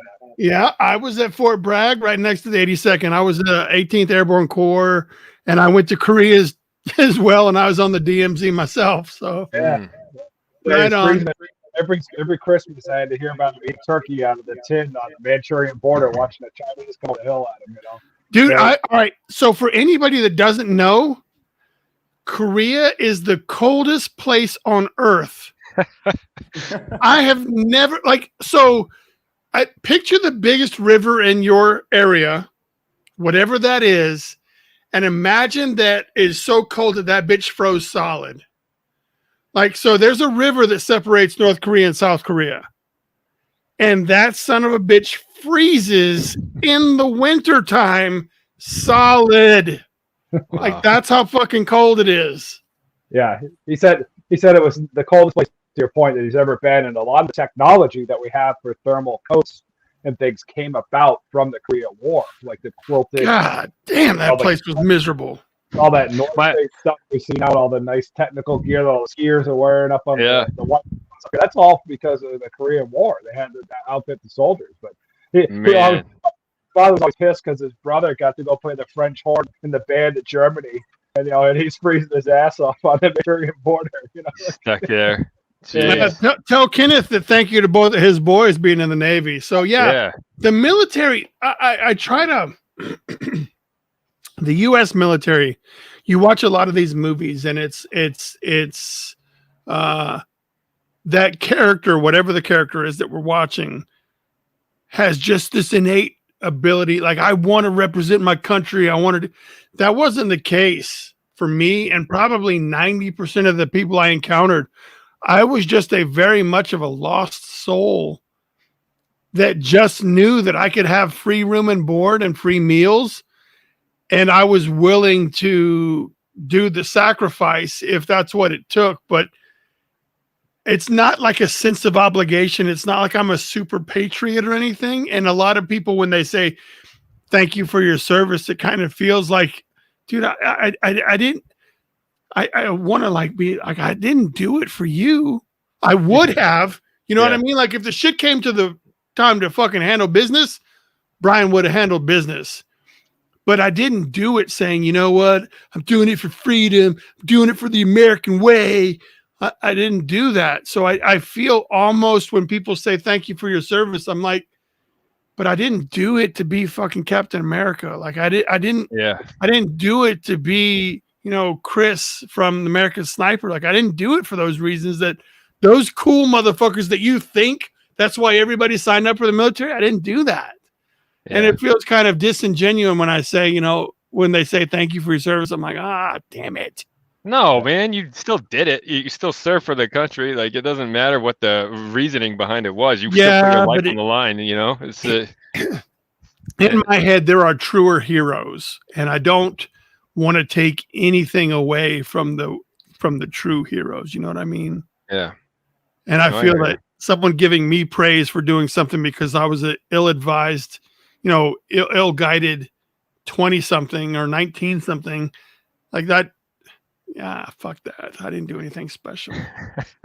Two of my closest friends are lifers too. I mean, they're still in the military from high school, and you know, here we are almost 20 years later. One of my best friends is a drill sergeant, but he was stationed in Korea, and he told me, he's like, man, he goes, it smelled like shit too. Like, it was like, oh my God, when you got off the plane, as soon as I got off the plane, that's exactly what he said. Oh, it's like a cow took a dump in each nostril as soon as you get off the fucking plane. Yeah. And it never goes away. Like, you have to eat hamburgers and hot dogs and chicken on the street with fucking big piles of shit just landing in your nose. Yeah, I remember him telling me that. I'm like, damn. I've done some work in Honduras, and it's always two smells. It's either coffee roasting or people burning their trash. That's the perpetual. Oh, the burning of the trash is also secretly shit, by the way. Oh, yeah. Oh, God. Yeah, it's everything.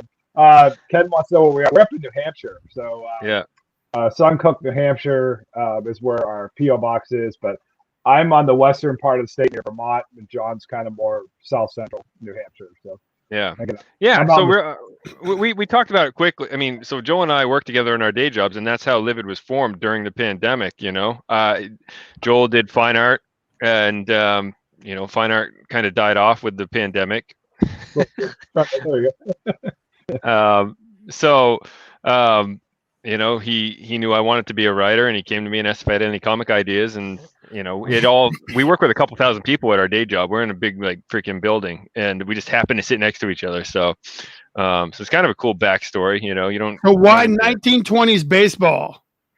We're both huge baseball fans. So our first comic was a Christmas horror themed comic. That was the Yule Log. Yeah, Yule, and it's more family friendly horror. It's not like cursing and gore, but it's creepy. But Deadball, it was hilarious because we wanted to do a second series, and I went. Joel came to me and he said, "Hey, I want to do a baseball comic called Deadball. It takes place during the Deadball era." And I'm like, "You got to be shitting me, man!" Like, I had written an outline of a baseball story. It wasn't mine wasn't in the Deadball era. It was current times. But all I did was I took the plot that I had outlined and I put it in the 1920s. So you're both writers, or like Joel said he was drawing. So are you both writers? No. The concept of like the era was Joel's idea. I've written the scripts. I've done the writing for Yule. With Yule, though, I will say I started writing it as a novel before we even were going to do comics, and then we shifted to comics. But it's basically both of our babies at this point. Like Joel's put a lot of input in story ideas, but I still write all the scripts. So the scripts for Livid, I've written all of them so far. Joel's done the art for Yule. Rogeria's done for Deadball. So okay, yeah. But Joel is also a painter and a fine artist. Yeah, you can see the Moon Knight behind him. But that's one of his paintings right there. Oh, right on. Yeah, that's like a traditional painting. Yeah, paintings. Yeah. Oh man, he's going to go get it. He's going to go get it off the wall. Yeah. He's going to go get it. He's going to go show it off. Go get it. Go get it. There we go. Oh, there it is. Yeah. Now, is that acrylic or oil? That's oil. Oh, oil. Shit. Right. So Yule 2's cover might be in oil too, John. I've been thinking about it. So that's pretty cool. Oh, right on, man. Yeah. And in the vein of Alex Ross trying to keep up, you know. So. I was gonna say, does he do oil with his? No, it's gouache. It's gouache. Oh, damn. So that's a good one. Right. Now, what are you showing me there? Oh, that's Alex Ross. Yeah. Yeah. Right. Joel could take credit, right? No. I was like, dude, what the fuck? You did a Silver Surfer cover? Hold on. Yeah, 9.8 grade. He's getting his own cover there. Yeah, no. I think Sal was telling us that Alex does like 4 covers at once. He'll just have like all of his shit lined up, and he's just a machine. He goes down the line and just cranks them. But that's got to be awesome, man. Just to sit there and fucking have dude, it's got to be awesome. Oh, I want to do a whole book in oil at some point, like the whole book, but it'd take me probably a year and a half to 2 years. I mean, fuck. I mean, like, and you don't want to do just 20 pages. Like, you want this to be a fucking banger, like a 100-page banger. Yeah, I mean, what would it be? So you figure, let's just say the average of 5 panels per page. You're talking 500. Oh, dude, let's do some splash pages in there. Like 20 of them are splash pages. Yeah, a lot of splash pages. I love them. You're talking 500 paintings, right? So I mean, it's just. I've been thinking about it. Like, honestly, the more that I'm messing with Kerra Prime is none of these stories are like directly related. Like in the first 6 issues, none of these stories are directly related to each other. They all take place in the same world, but they're not directly related. But I was like, you know what? I need to come up with like my own Inferno. And for me, like Inferno, X-Men, you know, that whole era of Inferno comics, that was what got me into comics. So I maybe need to start putting the seeds down to create this epic tale where we can go over 6 issues of this one continuous storyline. So I may be starting to plant the seed. Like after these first 6 issues are done, I may start trying to say, hey, I need you to incorporate a little bit of character A doing a little bit of some other stupid shit in the background, so that by the time we get to the time for the shit to pop off, they will have known that it was coming for some. You know, I don't know. Like, I don't know what I want to do. You plant the seeds. Yeah, no.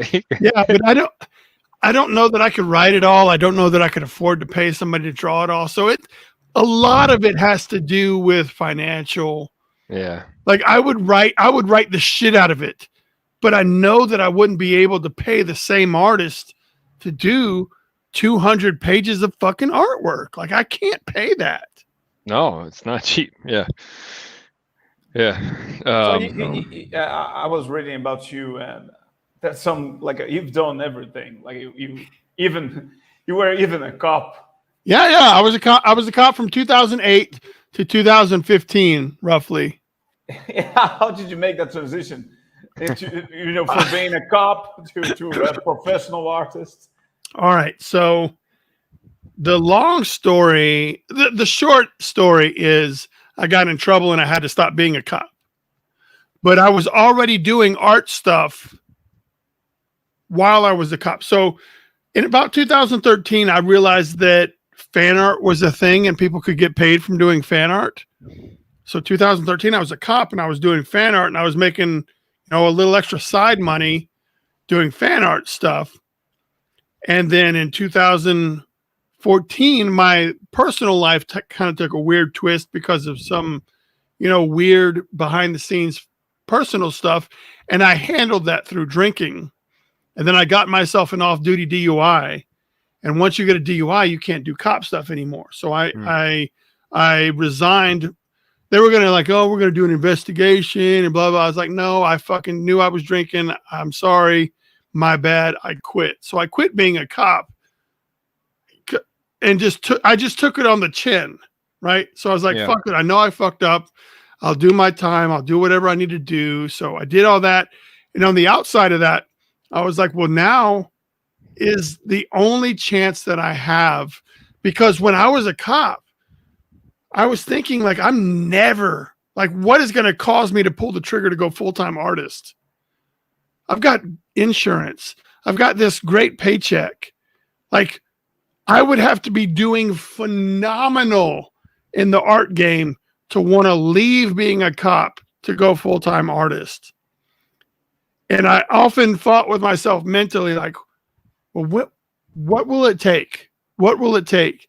Well, you know, things being what they were, I ended up being no longer a police officer. Now I was like, well, all right, well, I guess good thing we built the foundation for this art shit to happen. So being that I already had a decent foundation for the art stuff, I just really leaned into the art stuff full time. And I had the support of my wife and my family and my mom, who helped me alleviate the financial obligations while I tried to pursue doing art stuff as a full-time career. So it's not through any proud means that I got to be the full-time artist that you see before you. But it's only because of that ill-fated event that I'm here. Yeah. So it's kind of a double-edged sword. But in the long story, whatever the whole thing is, nobody got hurt. You make more people happy now than before. Well, and let's suppose that maybe I hurt somebody with a DUI. Like that would be a heavy price to pay. Yeah. Luckily, I was the only one that was fucked up because of my stupidity. So, so it's the silver lining thing. Like, I don't think that was the right way to go about doing things. But I'm right now at this point, I'm very happy with my position, and I wouldn't have gotten here without that interesting and non-advisable event. You made the most of a bad situation. I mean, not everyone can do that, so that's huge. Yeah, but part of it is the work that I put in leading up to that. Like I don't think if I hadn't done 2 years of convention work and all the fan art and all the promoting and creating the name SilverBax and having that be a thing prior to the accident, I don't think that I would be where we are now, because it would still be Bryan Shepherd trying to stand out. And Bryan Shepherd was not the person that was building up all the stuff. It was SilverBax. Like, what is the SilverBax thing that you're talking about? So I was building SilverBax up prior. And part of it was because I didn't want people to find Bryan Shepherd, who arrested them last Saturday trying to sell them a comic book thing of Deadpool. So I was like, I need to come up with a name. So I don't want to do that.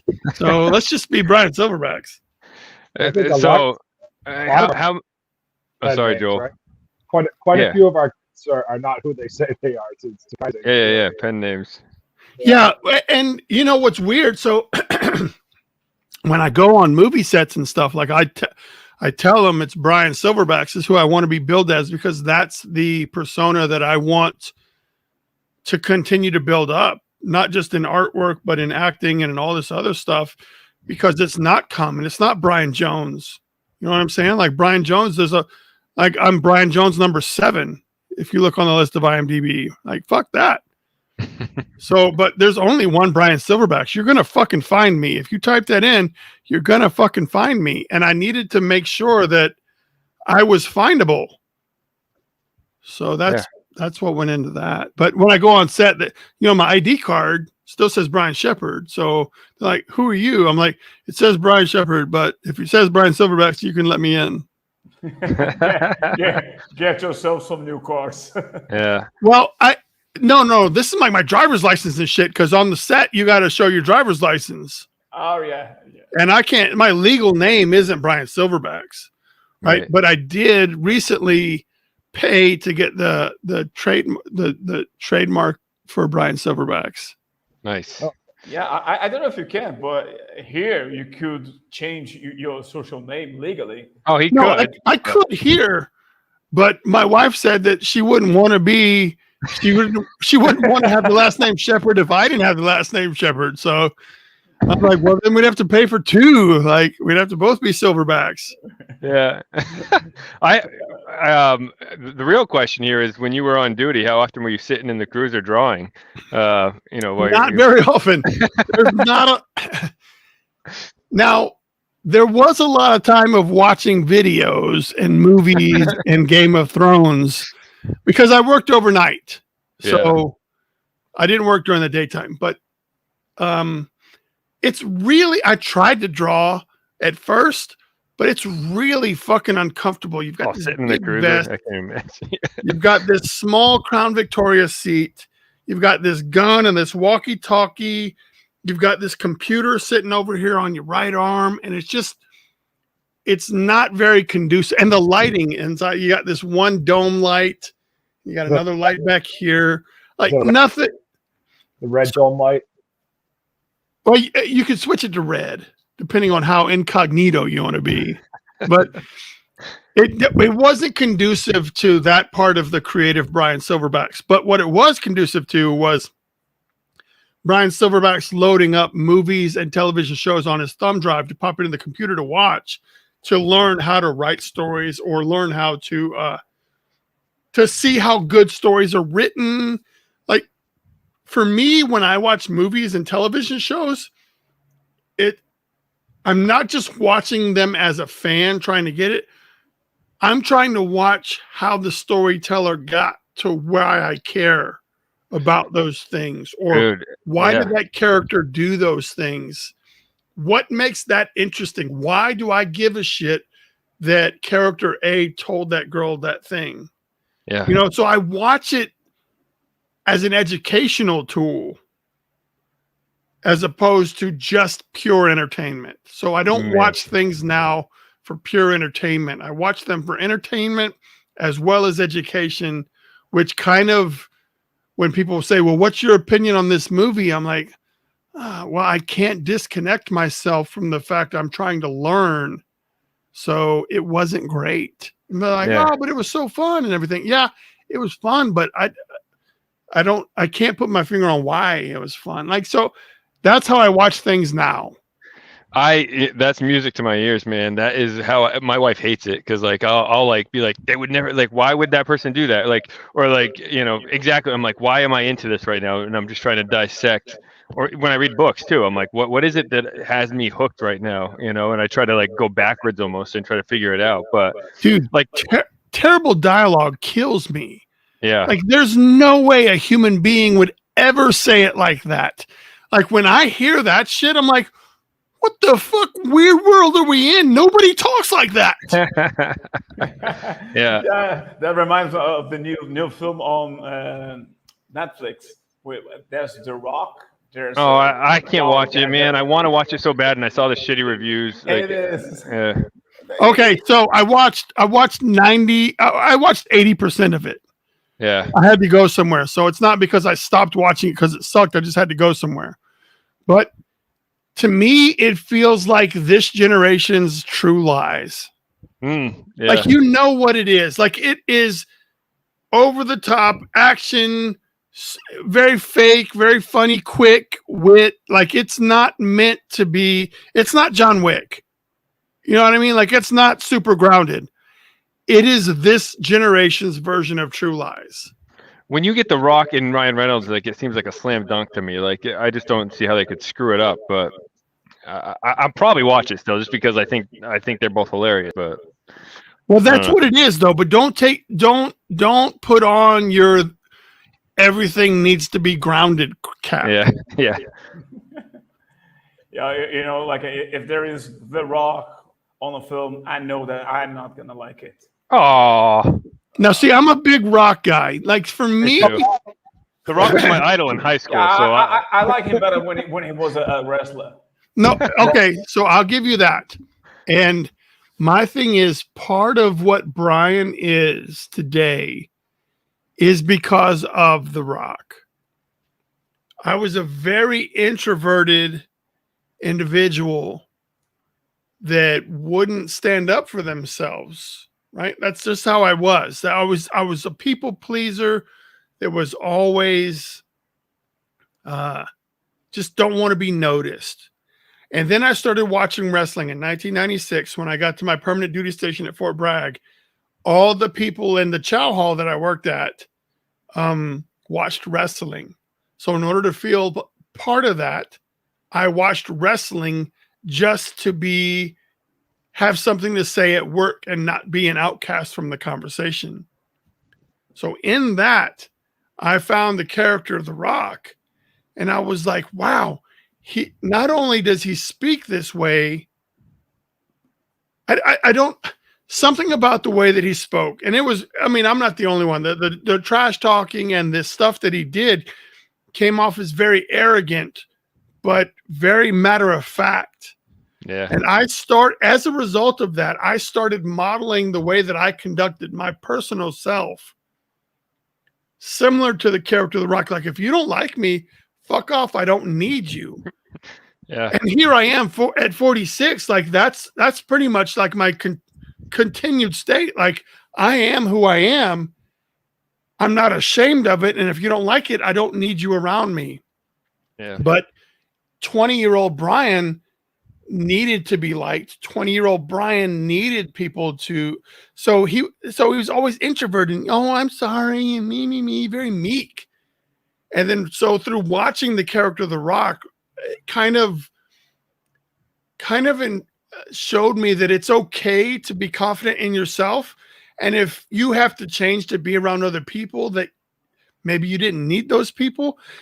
And I know that sounds superficial and you're like, oh, you're watching wrestling, you're pulling too much out of it. But honestly, it was me admiring the character of The Rock that got me to the point where I was self-confident enough to be what you see now because of the character that Dwayne Johnson played when he was doing wrestling in the 90s and the 2000s. Yeah, I have a couple stories I have to tell now. I'm obviously a little bit younger, but so I was in high school when The Rock was. No. He might. No. So I was in high school when The Rock was in his prime, and like 90s, mid to late 90s. I was obsessed. Like, I wanted to be The Rock. Like, I fucking wore Hawaiian shirts sometimes to school, like the silk shirt. Yeah. And like someone would pick on me. I didn't give a shit though. Like, I just felt so cool because I felt like I was The Rock. Like, and then I'll take it one step further. Like, when we were doing our like horror movies and shit in school, like I took film classes or whatever. We dabbled in some backyard wrestling stuff, and I was The Rock, basically. Like, he was my idol, man. Like, I used to draw him all the time. Like, I had drawings on my wall. I think my dad was, if I didn't have a Cindy Crawford picture on my ceiling, he probably would have been like, are you like in love with this guy right now? Like, what's going on? But that's a bit awkward.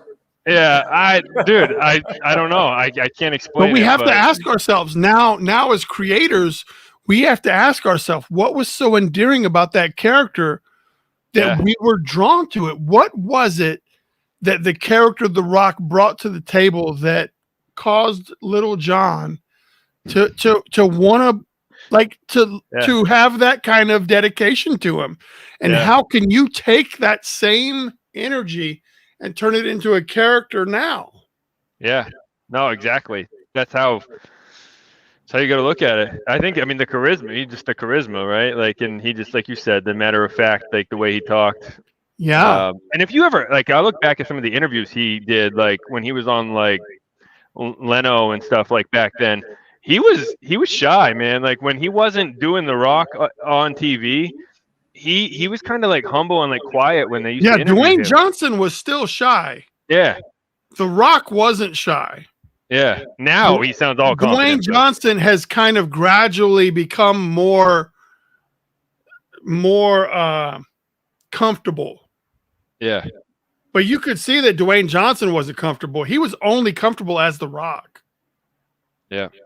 Exactly. And so all that to say that I really owe a lot of how comfortable I am with myself to that character that I watched in the late 90s and early 2000s. Yeah. Because I realized that you don't have to.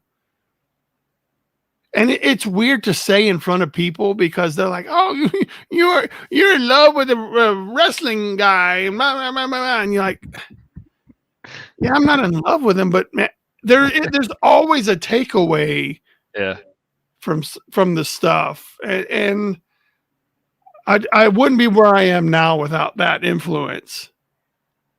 Yeah, maybe that explains his big success with people. People just love him. He's a character. Absolutely. All his interviews seems to be very nice. But my only criticism comes with his acting because he's very good at being The Rock. He's The Rock on every movie.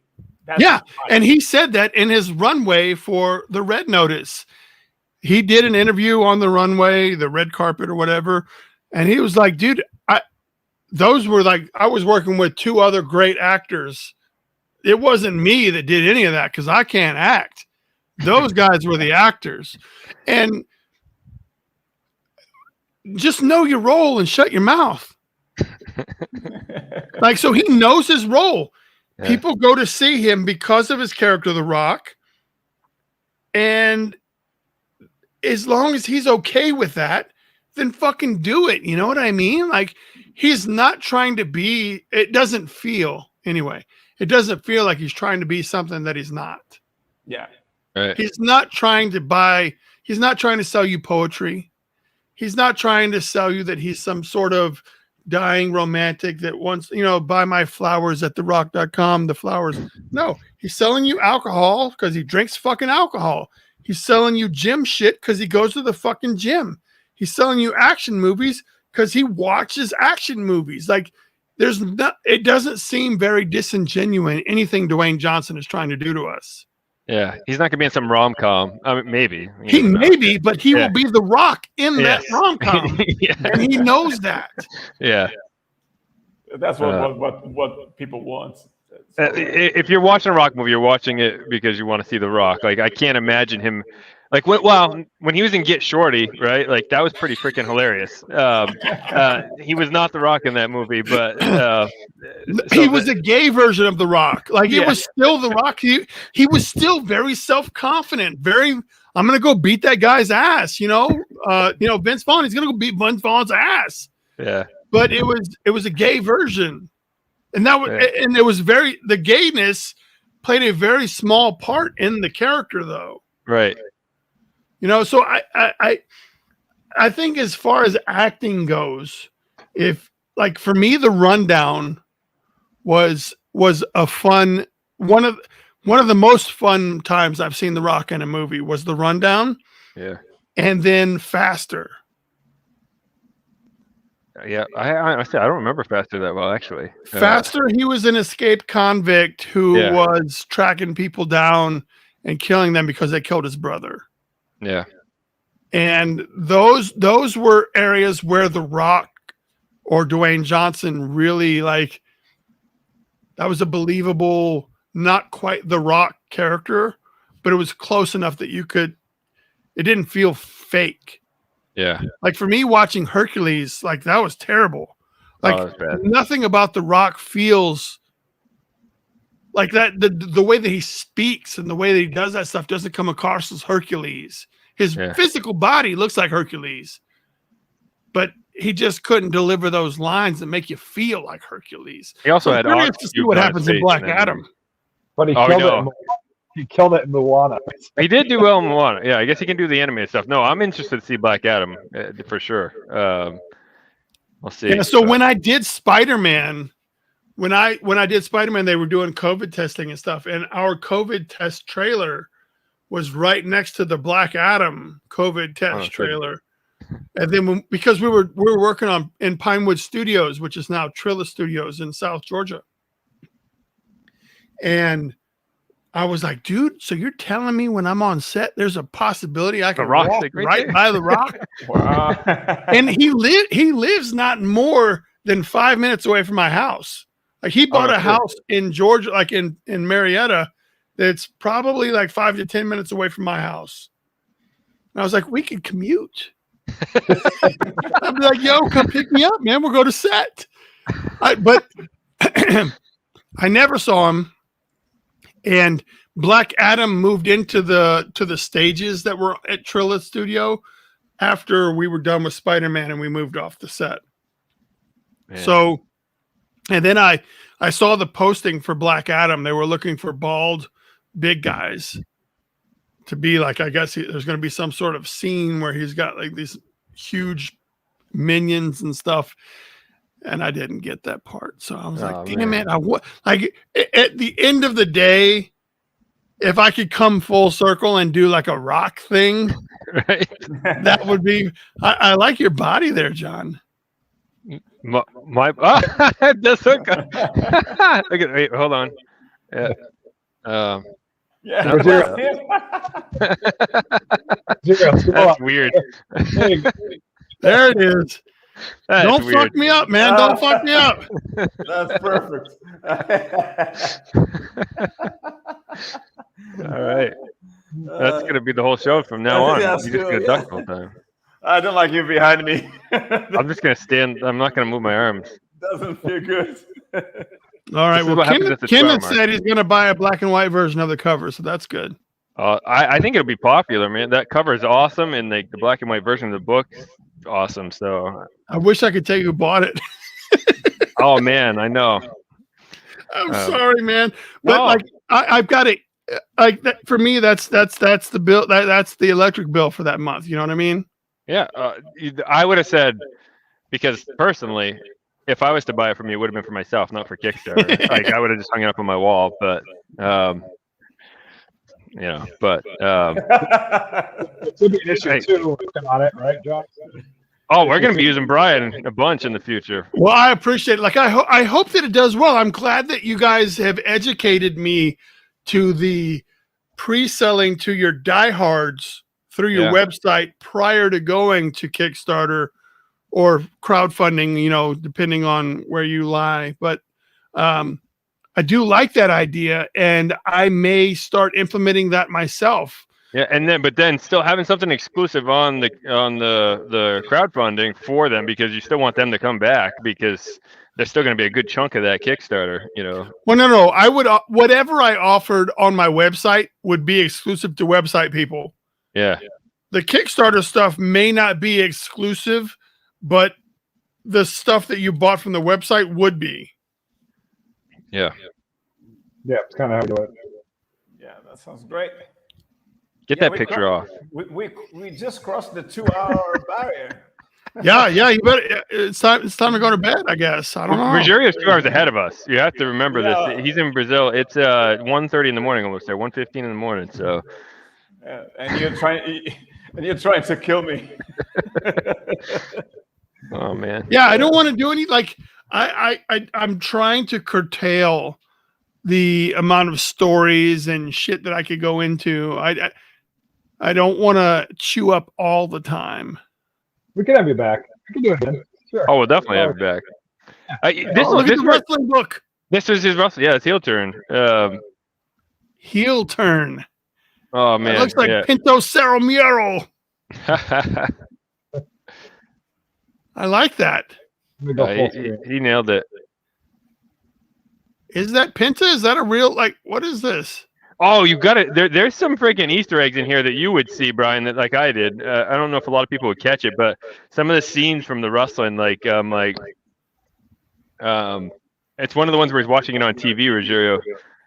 It's Randy Orton versus Edge, and I'm like, I'm like, hey, wait a minute. And then there's a scene where the kid's at his desk in like his cubicle, and there's a picture of Triple H from WCW days sitting there. Who was this? What was this project like? What's it like? Where was it done? Well, Yeah, it's a long story.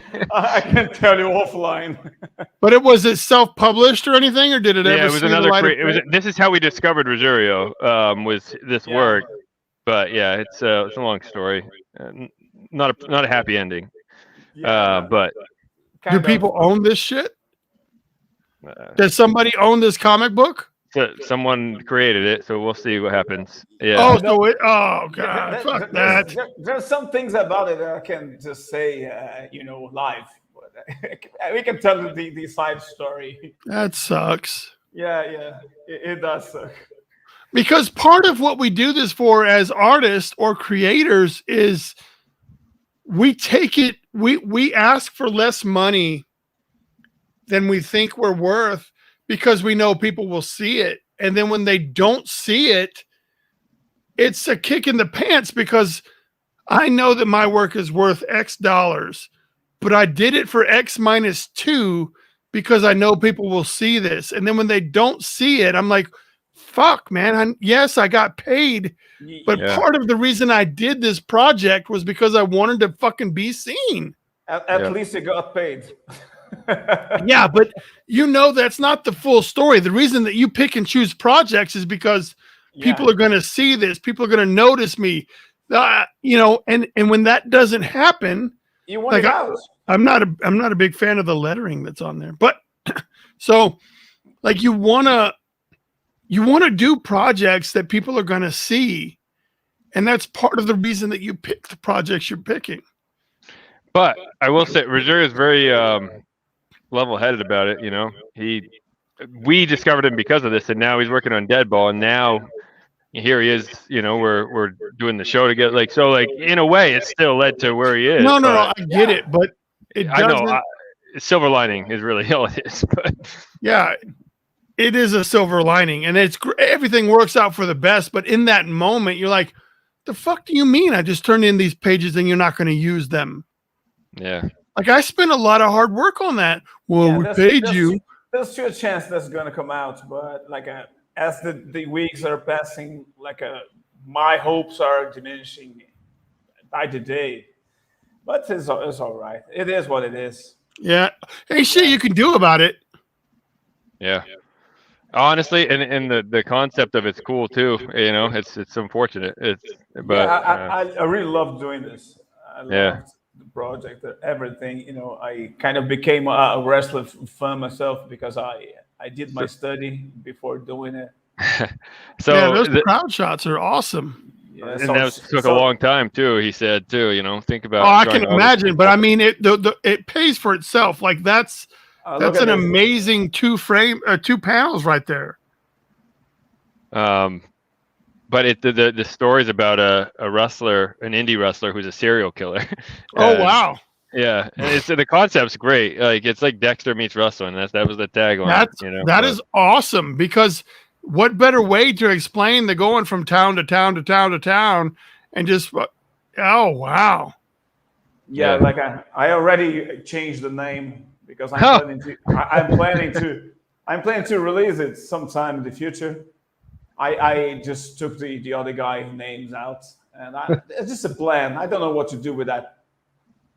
But I've been thinking of rebranding it and continue the story because, as John said, it is a nice concept and we can do so many things about it. That's pretty baller. I like it. I like it a lot. Yeah. Oh, thanks. Yeah, I mean, again, that's how because Joel was doing Yule, and we wanted the second series, and we have day jobs, so he couldn't do 2 comics at once. So we're like, all right, let's reach out, let's try to find another artist, and we put it all over social media, and holy shit, we had 100+ people reaching out, DMing me with all their images and 10 of them are good. Yeah, so.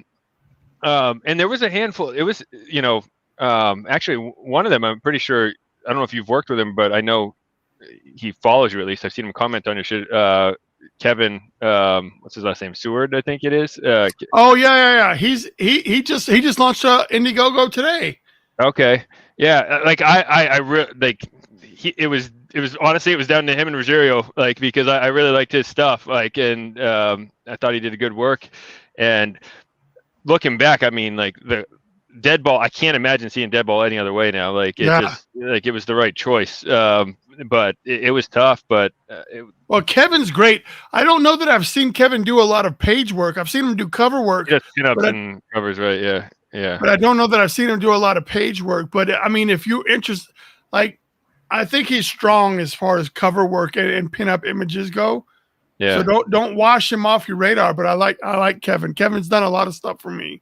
Yeah, no, I told him we'd keep in touch. At the very least, like you said, cover pin-up stuff, like or just promo shit. You know what I mean? Like cool stuff like that.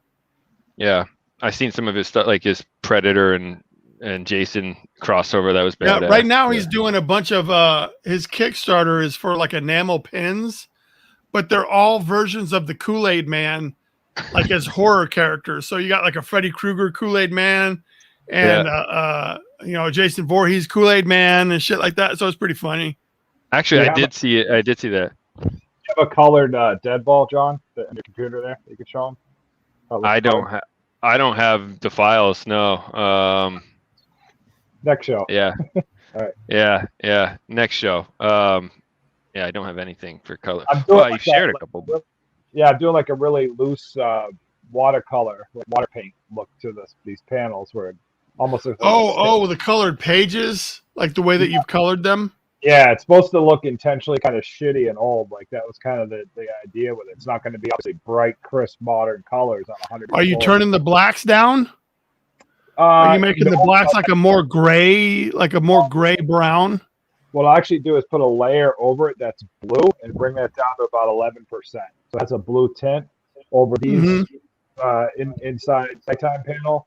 But then in the daytime, when he's at the ball game or the circus, I'll put an orange layer, again about 11%. So right on. Brightens it up. And that's a film trick. They used to put a blue filter on a lot of movies and stuff. So that was a film trick. This is like a screenshot, it looks like, so it might not be the best quality, but I'll at least share this image. Yeah, I don't want it to like diminish the quality, you know, but this is on our Facebook page. Where is it? This is page 1 colored, so you at least get an idea. It's not the clearest image, but so this already has the orange tint on it. This would have blue on it on the nighttime. Very, very light blue, like about 11%. All right, and it's just on a regular normal layer turned to 11, or is it set to screen mode or something? So the layer's on top of all of it. That's the top layer. Yeah. Then I'll bring it down to about just like almost like a straight up cyan blue, and then I'll just bring it down, the transparency down to about 11, just to give it that feel and balance it out. And then do the same with the day shots, but we go more with the orange on the day shots. Yeah, it just doesn't look like it's affecting the blacks enough. This one might not have it. This one looks a little crisper, I guess, for lack of a better. This one may not have it.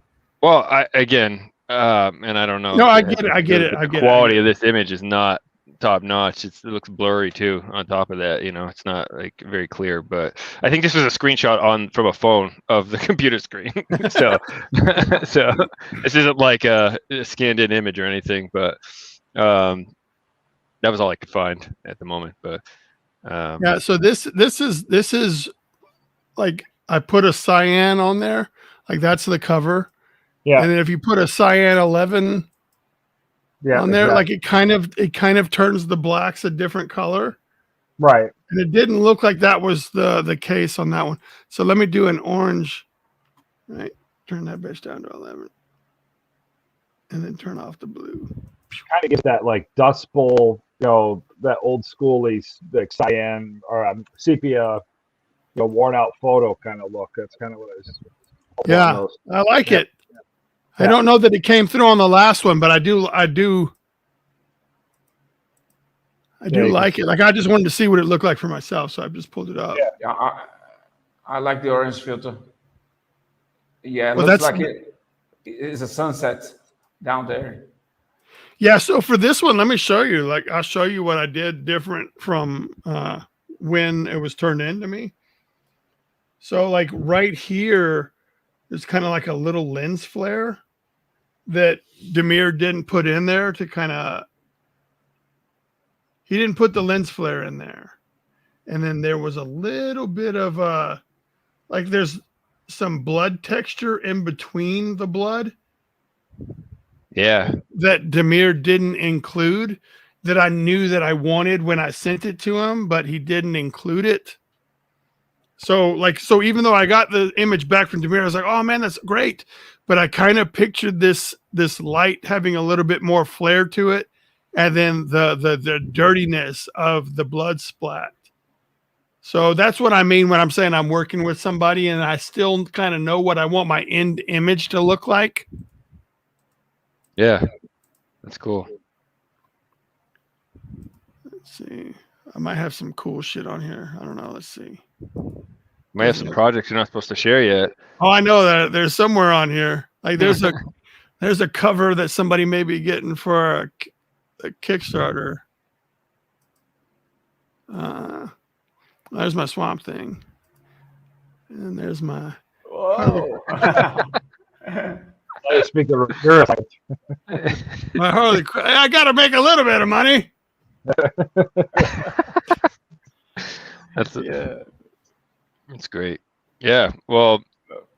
Yeah, we're 2.5 hours in. I don't know what your cool wrap it up. Like, well, wrap it up, B. We can wrap it up. We can tie it up here. Well, I don't want Rosario to stay up till 3 a.m. Right. He's been up. Oh, it's half one. It's all right. It's tomorrow's Saturday. I'm daddy daycare on Saturday, so I'm not thrilled about our late night. I'm just a bit pissed because I've been, without drinking for 8 days in a row. Now, wait, is that because of a medical thing? Yeah. Yeah, like antibiotics. So. Oh, okay. So it's coming back. You just got to let the antibiotics run its course. That makes way more sense. That's all you had to say. I'm like, why the hell is he not drinking? It's not the was it sober November? I started like a. Well, that's what I thought you were. Yeah, that's where I thought you were going back to it. I'm like, why? You already broke. Yeah, I broke it. It took me 10 days, and I said to myself, all right, 30% off the target. Fantastic. And then I'm on some meds, and the doctor said, no fucking drink. All right, it's okay. Well, dude, I hope that the Kickstarter goes well, and I will do my best to share on social media, but it is what it is. You know what I mean? Like, the algorithms too. It makes it a pain in the ass to see shit half the time. So yeah, and my Twitter following is garbage. So, man, I will say this: like that was us with Livid for a while. I mean, we don't have that many more followers than you do right now. But like for the longest time, we had like 12 because we focused on Facebook and we focused on Instagram. And like I finally like tried to pick up the Twitter game a bit, and I feel like I get way more response out of Twitter. Like I said, almost 700 views on Wednesday from the show. It depends on the guest and how they share it, honestly. Yeah. But like it definitely has helped because also you get the big names on Twitter too, like that could potentially follow you. And then like if an Alex Ross account shares your show, it's like shit, I get it, like. And Joe Hill is like Joe Hill's liked a bunch of our stuff before, it's like you don't get that on Facebook because they're not going to be like, yeah, I'll accept his friend request. But so there's definitely pros and cons to it, but overall they all kind of suck. Let's not discount the fact that this wasn't possible in the 90s. Right. You know what I mean? So years ago, to the ones that made a successful career in comic books in the 90s doing indie comics against the big two, like, can you imagine the amount of work and the amount of people that they had to know? There was no, like, the only reason that Bryan SilverBax exists is because of social media, because I was able to share on Facebook or watch YouTube to get tutorials on how to figure out how to do shit, or who I needed to contact, or how I needed to conduct myself.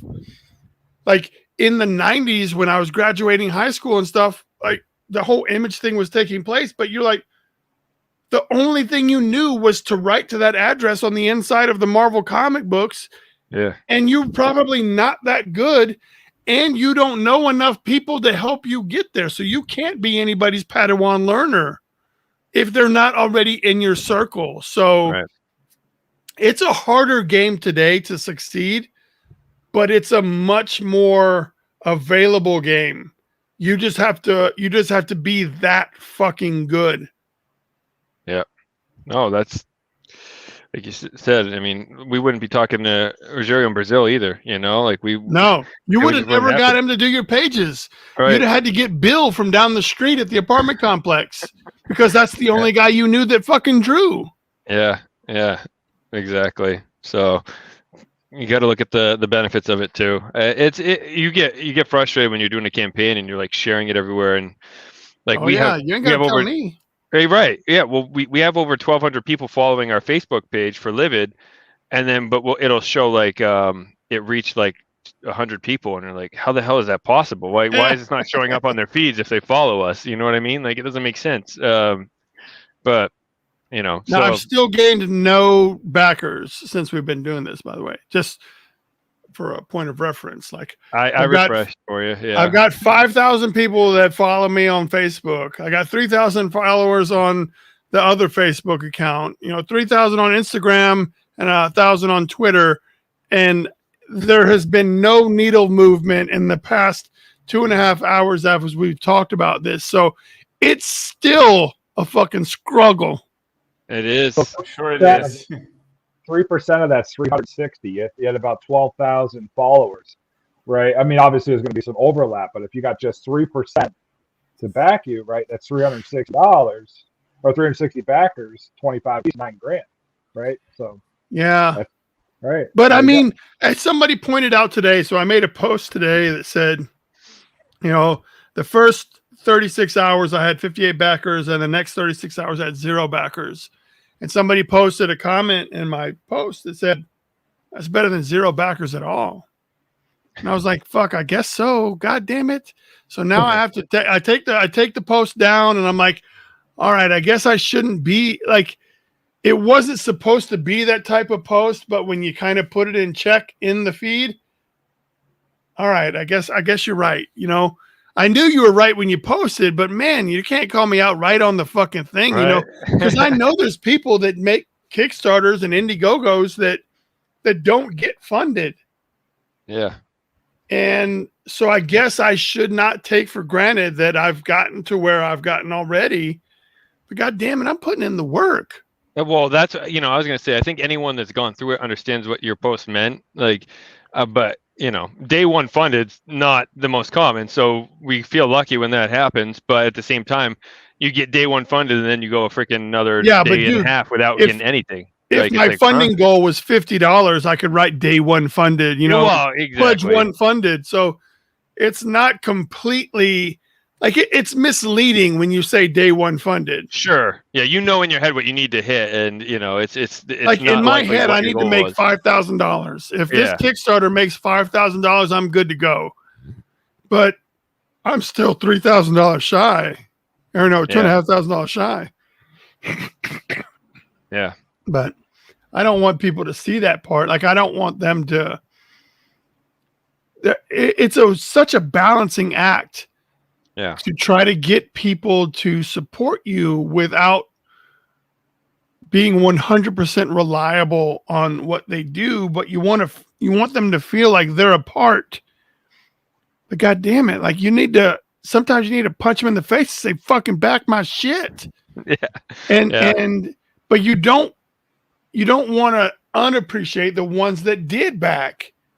You know what I mean? Like you don't want them to, like, I still need 20. Like, motherfucker, I gave you what I could. I'm eating ramen noodles and I gave you $5. That's what I could fucking give you. Stop bitching at me.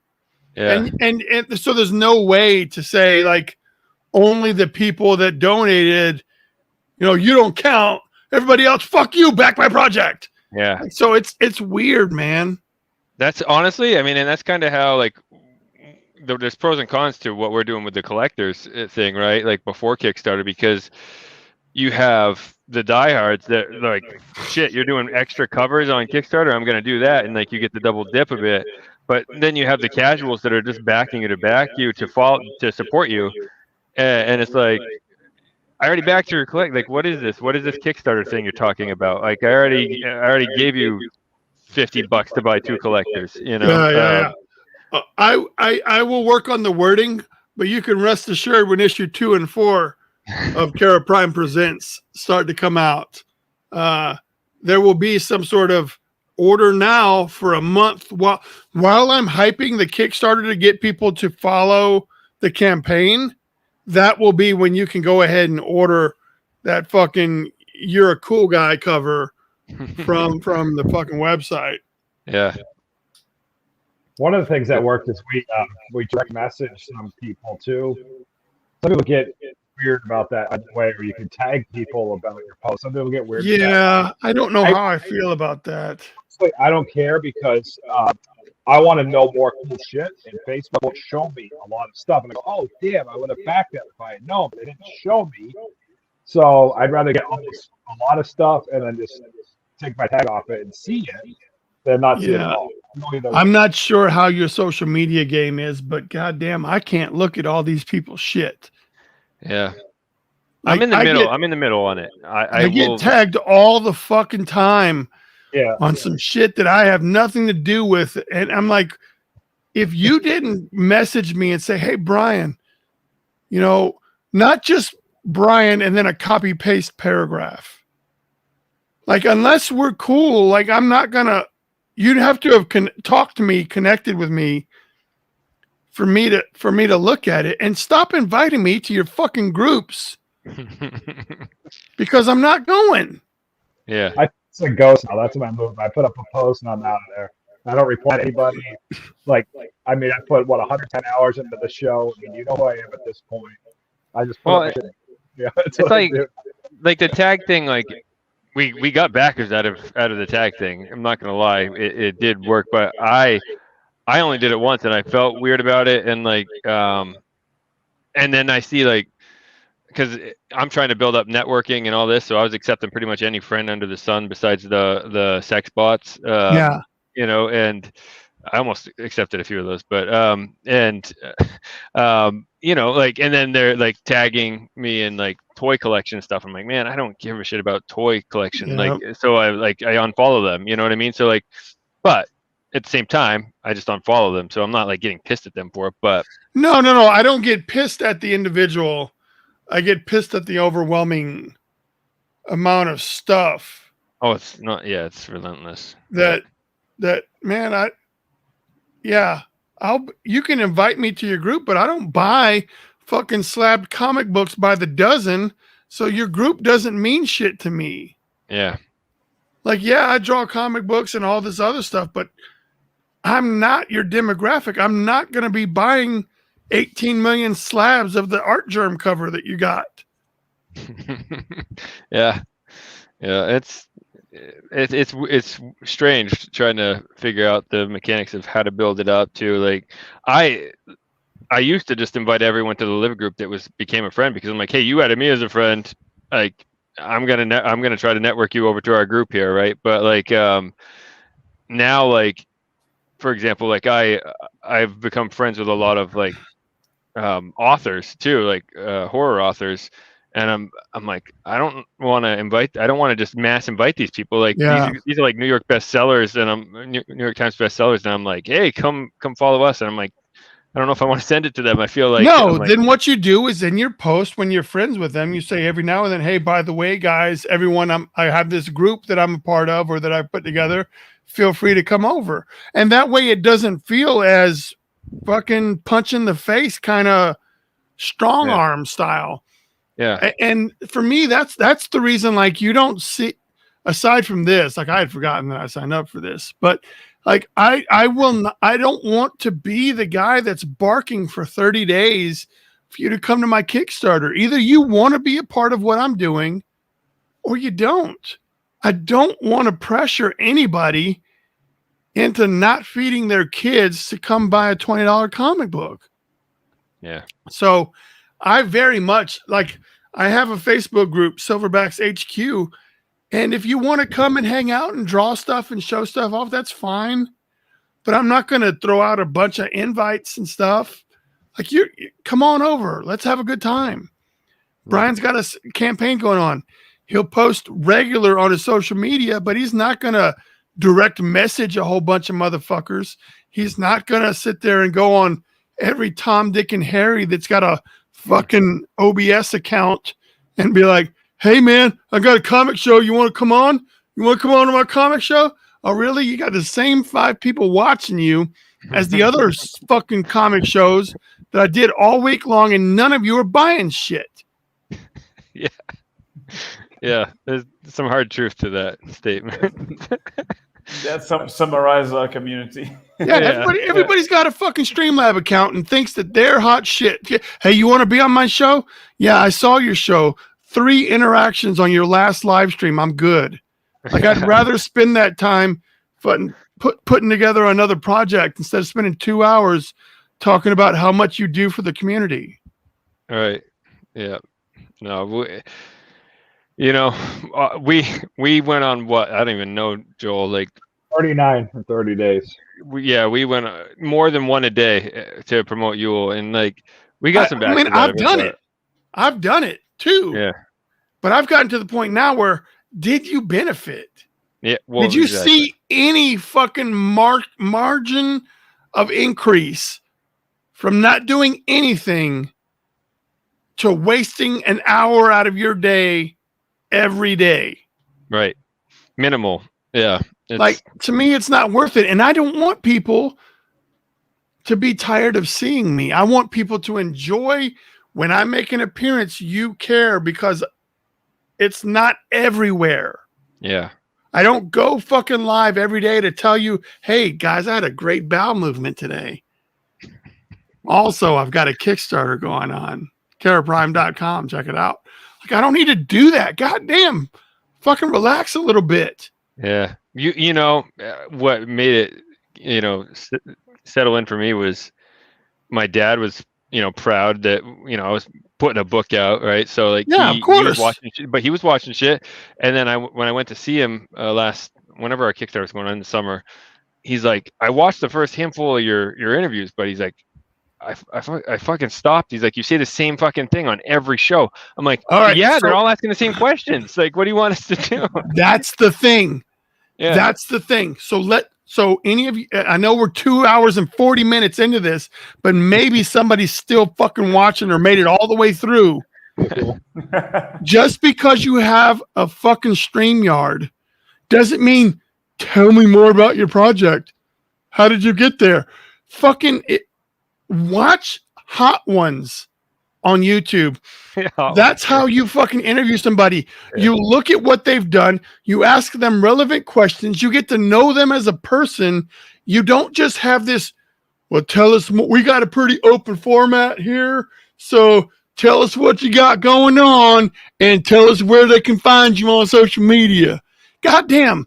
Every fucking person with StreamYard does that shit. And goddamn, I only need to do one. Just share it. Yeah. Share it every day. It's the same interview. Goddamn, these motherfucking people think that there's some. Ask me a question, Bryan.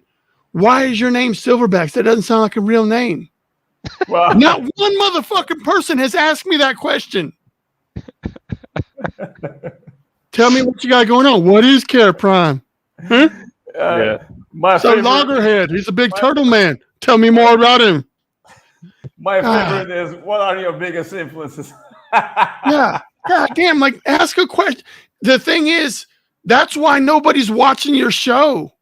Yeah. Because they've seen whoever your guest is a million fucking other times being asked the same fucking questions. Yeah, we try to do a little bit. We just hang out and shoot shit. Like, we don't. You might not even talk about your comic, but we don't care. If you don't want to talk about it, I got to make sure to fit it in a little bit. A little bit. Right. Yeah, you got to do a little bit. Yeah. We can make a clip with that. Well, I don't care, because none of what I said is false. No. Watch the shows. Everybody says, "Come on, let's do that." Or what they do is they're like, "Oh, We got 18 creators on, and all of these fucking squares are on my screen. I can't identify with any of them, and everybody talks and clips each other out. Who gives a shit? Yeah. I don't know. It's irritating as fuck. And you're like, I know you probably meant well, but goddamn, man, put a little fucking time into what you're doing. Yeah. That's why I don't do it anymore, because I know that I couldn't give the time that was needed. Because I turned into the guy that said, so tell me more about your project. Oh, really? That sounds interesting. And like, fuck, that's dead.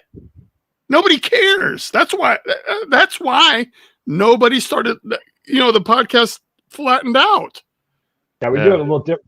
The long format one, right? I'm into long format shows because I'm drawn to shows. I'll just listen. I don't care, right? I'm sitting there listening to stuff.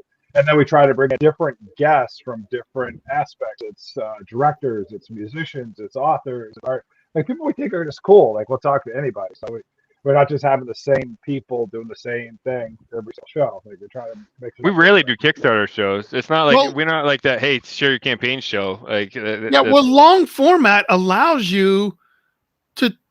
Maybe this conversation turned into a babysitter when I was 12. Like, oh, well, my babysitter was really hot, or blah blah blah. Like, you don't get that when you say, "Tell us more about your Kickstarter, Bryan." Yeah. So, what's your goal? What kind of fucking foil covers are you using that everybody else isn't already using? Yeah. So, yeah, through business, and then the second hour is kind of the cool part of the show that I like. We got to let our hair down, and it feels a little bit better. Oh, we could have done that from the fucking beginning, but for we me, kind of did. We pretty much did. We did share that. One thing that I'm always hesitant to do is share the screen and go through the Kickstarter. Like, I'm not gonna like the shows where they're like making you go through each and every fucking reward, and it's like explaining. Well, first off, they're not making you do it. Fucking tell them, no, that's not what we do. This is your fucking show. Oh no! I'm saying when you're the guest. Yeah. So you get both covers, huh? You get the A and the B cover. Oh, really? Well, you're a fucking smart guy. Like, shut up. I just want them to type in the fucking URL and go check it out. Yeah. I'm gonna try that in the next show. That's not URL. Once again, just type that thing in. No, you're doing that's too much. That's too much. KerraPrime.com. That's all you need. Oh man, he's got the freaking custom. Well, see, what I did was I know that a lot of the stuff that I'm going to do is Kerra Prime related. So I went ahead and bought the URL, KerraPrime.com. And when I'm doing a Kickstarter, I will tell my GoDaddy to reroute anybody that types that in to go to the Kickstarter page. And then when the Kickstarter's done, I'll reroute it back to the Kerra Prime section of my website. That's how they do it. So I keep that URL as mine. Like, I own that, and I'll pay every year to own KerraPrime.com. But when I have a Kickstarter, I can go in there and say, this is the URL I want you to reroute people to. Boom, I do that.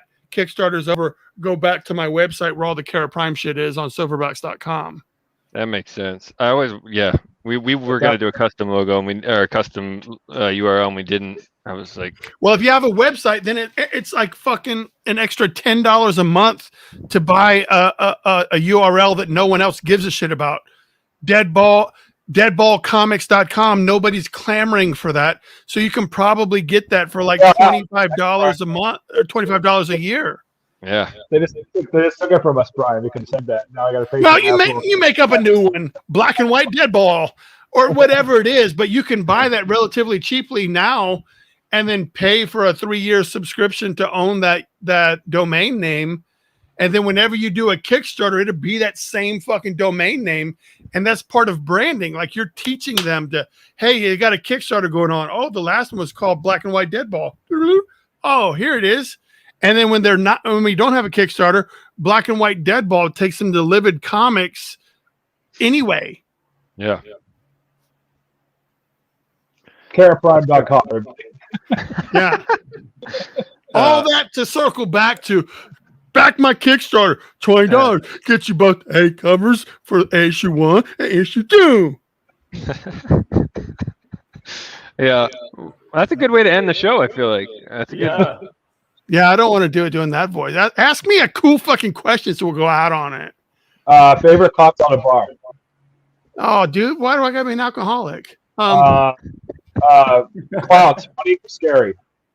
What's that? Clowns, funny or scary? Funny or scary? I don't give a shit about like they don't affect me one way or the other. They're not funny nor scary. They're clowns. Scary people are scary, and funny people are funny. I don't give a shit what your like where your makeup lies.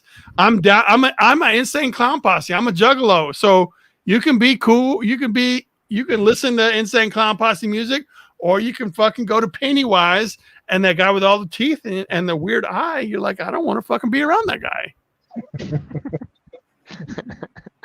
You got a question? Let's go. Random question.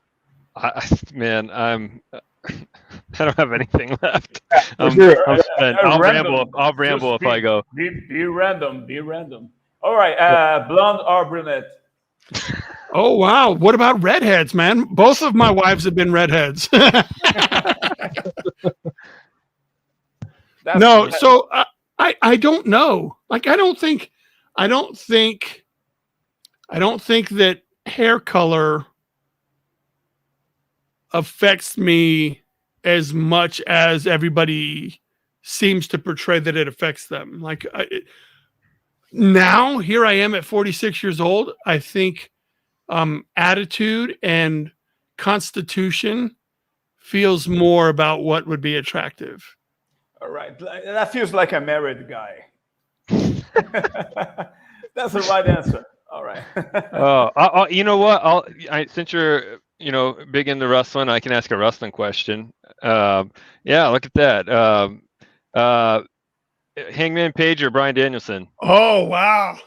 So I'm gonna say, wow, that's weird because one of them you feel might deserve it, and the other one feel like you might like. I don't know that AEW does. They're not going to want to take the belt from Adam Page like that. Adam Page is going to be one of the staples of AEW. It's going to be their John Cena. You know what I'm saying? Like he's going to be around. And do you want to take the belt from him right now? But you do think that how much attention would you get when you put the AEW belt on Bryan Danielson, who is world-renowned, WrestleMania winner? Yeah. Like AEW wins both ways, although putting in the belt on Danielson is more of an immediate gratification, and building Hangman Page up over the course of the next year is a much longer game that they're playing. Yeah. And I think AEW will have Hangman Page beat Bryan Danielson to bolster the character of Adam Page, to give him a little bit more like, I beat you.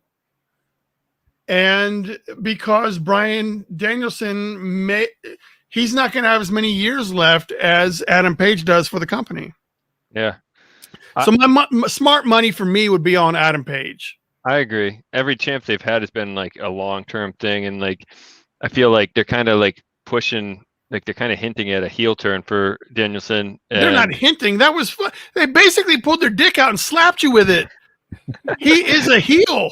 Yeah, he's just going for it out of nowhere, right? Like, but right on. Well, they needed a heel. Well, for him. Omega's gone too. He's getting surgery, so yeah, he's hurt. So, and Omega had his 1 year basically as being top guy.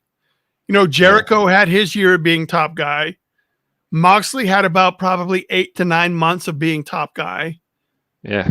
Omega had about, another 9 months to a year of being top guy. So that's okay. I think what they're going to do is they're going to float the TNT championship around a little more to try to build people up, but have their heavyweight be a little bit more consistent or their big champion stay a little longer. And we might see the TNT championship turn hands a little more often. Like back in the day with the Intercontinental, like being like a big thing. Like that's where the Rock and Triple H were like came up, right? Like, so And Ricky Steamboat. By the way, Joel and Rogerio right now are like, what the fuck are these guys talking about right now? But I got some references. I did my homework for Heel Turn. A few of those guys I've heard about. Man, I grew up watching wrestling with my dad. Like we didn't have cable where we grew up because we lived in the middle of the sticks, and my dad would go rent a hotel room so we could go watch wrestling pay-per-views. Oh, no joke. Like, that's crazy. So when I was younger, 10 maybe, that area of my life, we lived in Oklahoma, so we were watching like Kerry Von Erich and the Von Erichs and the Freebirds and shit, like every Saturday morning with it was the Freebirds, the Von Erichs, the Kabuki, Bruiser Brody, like that type shit. Like that's what we watched. That's cool. So wrestling has always had a part in my life up until so I graduated high school in 94. So I probably stopped watching wrestling maybe when like Nintendo came out. So okay. it was still Hulk Hogan on top, but it was probably about 88 when I started to fade away from wrestling, 89, somewhere in there. And I didn't pick it up till I went back into my first duty station in the Army in 96. And like I said, I was doing that to fit in with people. It wasn't because I was like, oh, I can't wait to watch wrestling again. But having to watch it then brought me back into wrestling. And then, the whole Attitude Era, once WCW lost the wars to WWF, WWF kind of got lax in what they were doing, and I stopped watching. Like, I didn't watch when like Batista and Evolution and all that shit. Like, I wasn't watching. It wasn't fun for me. And then I started watching again when The Rock came back in around 2011, 2012, something in there. And a couple of my cop friends were wrestling fans, and they were like, Bryan, did you watch? And so I started back watching wrestling once again, just to be able to have conversation shit with people that I worked with. And then I stopped watching it again. I was only watching recap shows on YouTube until AEW came out. And then I've like watched every episode of AEW without having cable. I've found a way to watch AEW, but I don't have cable. So it's AEW is very refreshing. You can't see it right now, but I have probably 25 AEW figures lining one side of my wall here. I stopped watching for a bit when I met my wife, just because she used to roll her eyes at me. But I got back into it a bit. Like I watch AEW when I can. Like my dad and my brothers are still into it, but I started like when I was doing my pencil drawings and shit, like I would draw some wrestlers here and there. Like I drew a Jericho and he like retweeted it and shit. And it was on the night. It was on the shit, what was it called? The 20 years of Jericho or whatever, the celebration they did last year. Yeah. So he retweeted it like while AEW was live. I'm like, shit, he's sitting in the back room right now, like just looking at this shit. Like, this is so cool. That's awesome. Yeah. Like I drew, which I was just trying to find that drawing, but I must have come off my Etsy page, but like I did the Stone Cold. There you go. Yeah. That's a good one. So one of the Stone Cold t-shirts in his pro wrestling shop is I did the artwork for. Nice. And Stone Cold, Steve Austin, Razor, or Scott Hall. I did one of Scott Hall's shirts. Really? And I did like one or two of Buff Bagwell shirts. Buff Bagwell. Yeah, that's cool. Anyways, yeah, we could talk wrestling all night. Yeah, let's not bore everybody. Goddamn fucking stupid nerds. Yeah. Well, we are at the 3 hour mark too. Pins. I got some new pins. These are where's the brand name? It's all written in Asian. You can't. But they're Karataki or so. Oh, there's the brand. That's the name you need to look for. Karataki. Nice. Like these are all brush pins that have the refillable cartridges inside. If you get it, if you fucking get it, like, so you plug that in and out, but it's cool. a synthetic brush pen. And I just, like I said, I just opened these like 2 days ago. Is that Indian ink? These are, I don't know. It's all in Asian. Yeah. But I do remember hearing somebody say that these have archival ink. So the one that I had been using was a Pentel brush pen. Like these are pretty easy to find, the Pentel brush pens. Yeah. But these have a water-based ink, and I was told that these Karatakis have a archival ink inside of them. So I am going to be making the switch onto those relatively soon. That's the goal. And I tried them out. Like I was trying out the brushes to see how they performed. Oh, yeah. Wow. Nice. And I found, for anybody that's an art, like I found this new white brush pen. Oh yeah. It's a nice. Karataki brush, but you have to turn this back part to push ink into the bristles. So when you use it, you have to click this a couple of times to make the white ink go into the bristles. So and then when you're done, you kind of slag it off. It's a zig, some shit. That's cool. Yeah. But that's a Karataki too. So, and it's actually lays down a pretty opaque white, because I've been using the gel pen and the Uniball gel pen, and they're just not quite opaque enough. Not sure if anybody gives a shit, but We're at the 3-hour mark, man. all right. Well, fucking go to bed then. Fine. No, I was just saying this is where we talk about the random shit. It's all good. Yeah, so that's where that is. And then I found a Lego Lobo. Oh yeah, you're a big Lobo guy, right? I remember seeing when you were redoing your office there, doing a bunch of Lobo stuff. Yeah, I have I want to make sure that I don't forget where I came from. So I try to get sketch covers, and I want Lobo, like just give me your version of Lobo. Like I want to be able to showcase people that I've encountered, people that I've worked with. Like draw me a Lobo on a Lobo cover. So I have, it looks like 1, 2, 3, maybe about 14 Lobo covers that I've had done. And most of those are done like through art trades and stuff like that.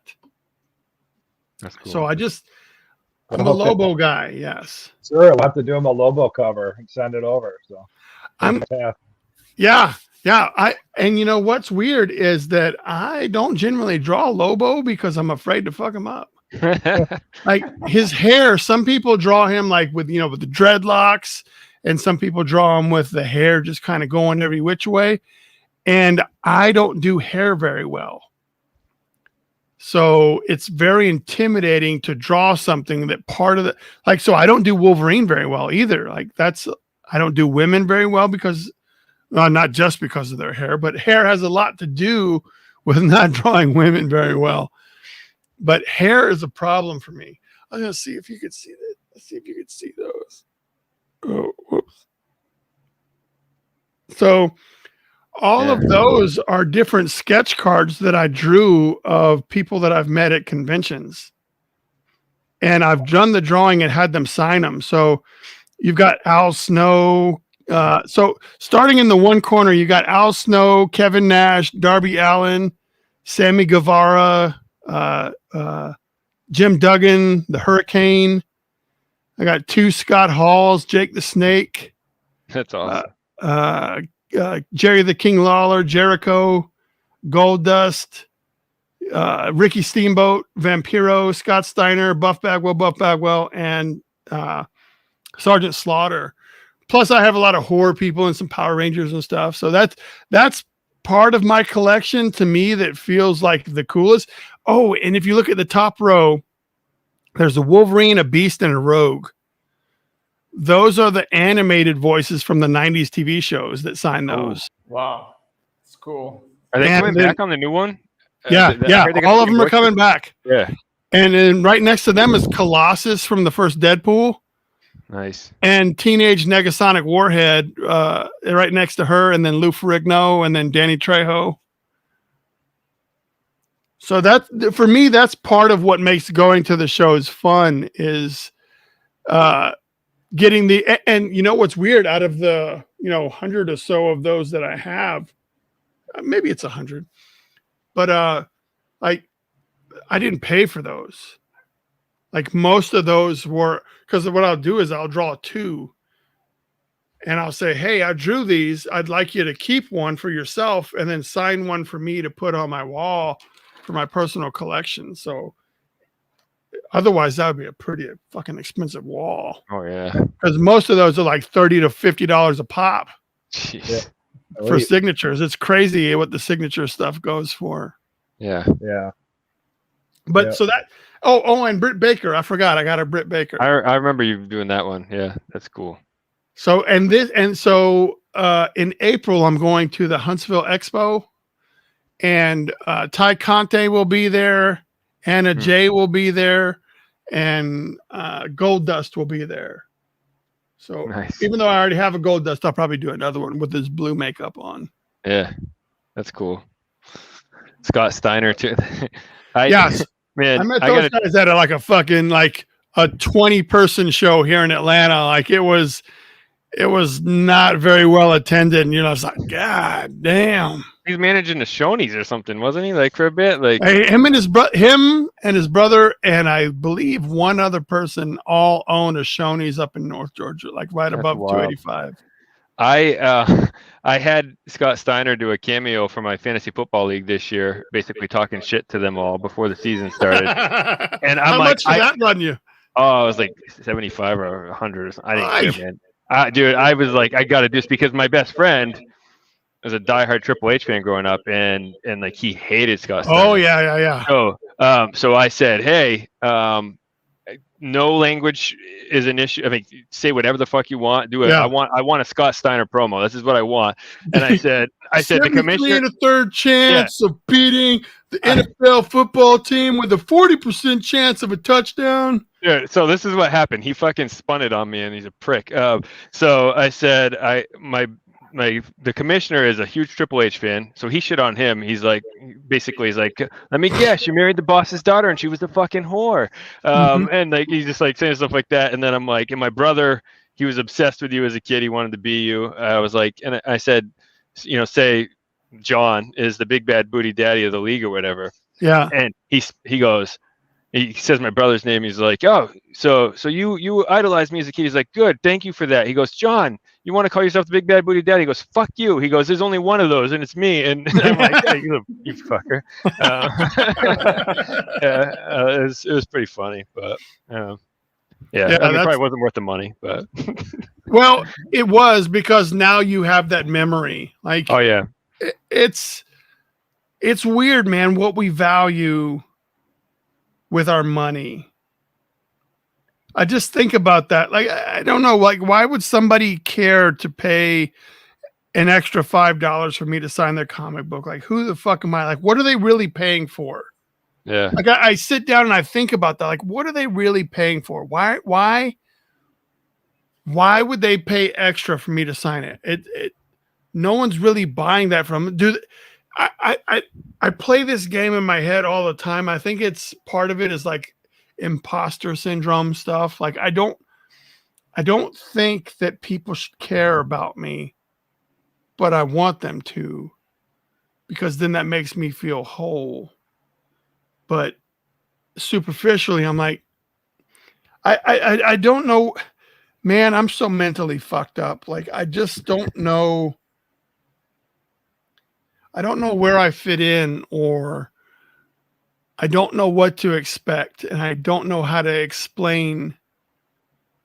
I don't know how to fully rationalize some of the things that happen to me, or why I do some of the things, because at the end of the day, why do these people give a shit about anybody? But that's Bryan Spencer talking. That doesn't sound like Bryan SilverBax. Oh, no. they're not far removed. Bryan Shepherd and Bryan SilverBax are the same. Shepherd. They're the same.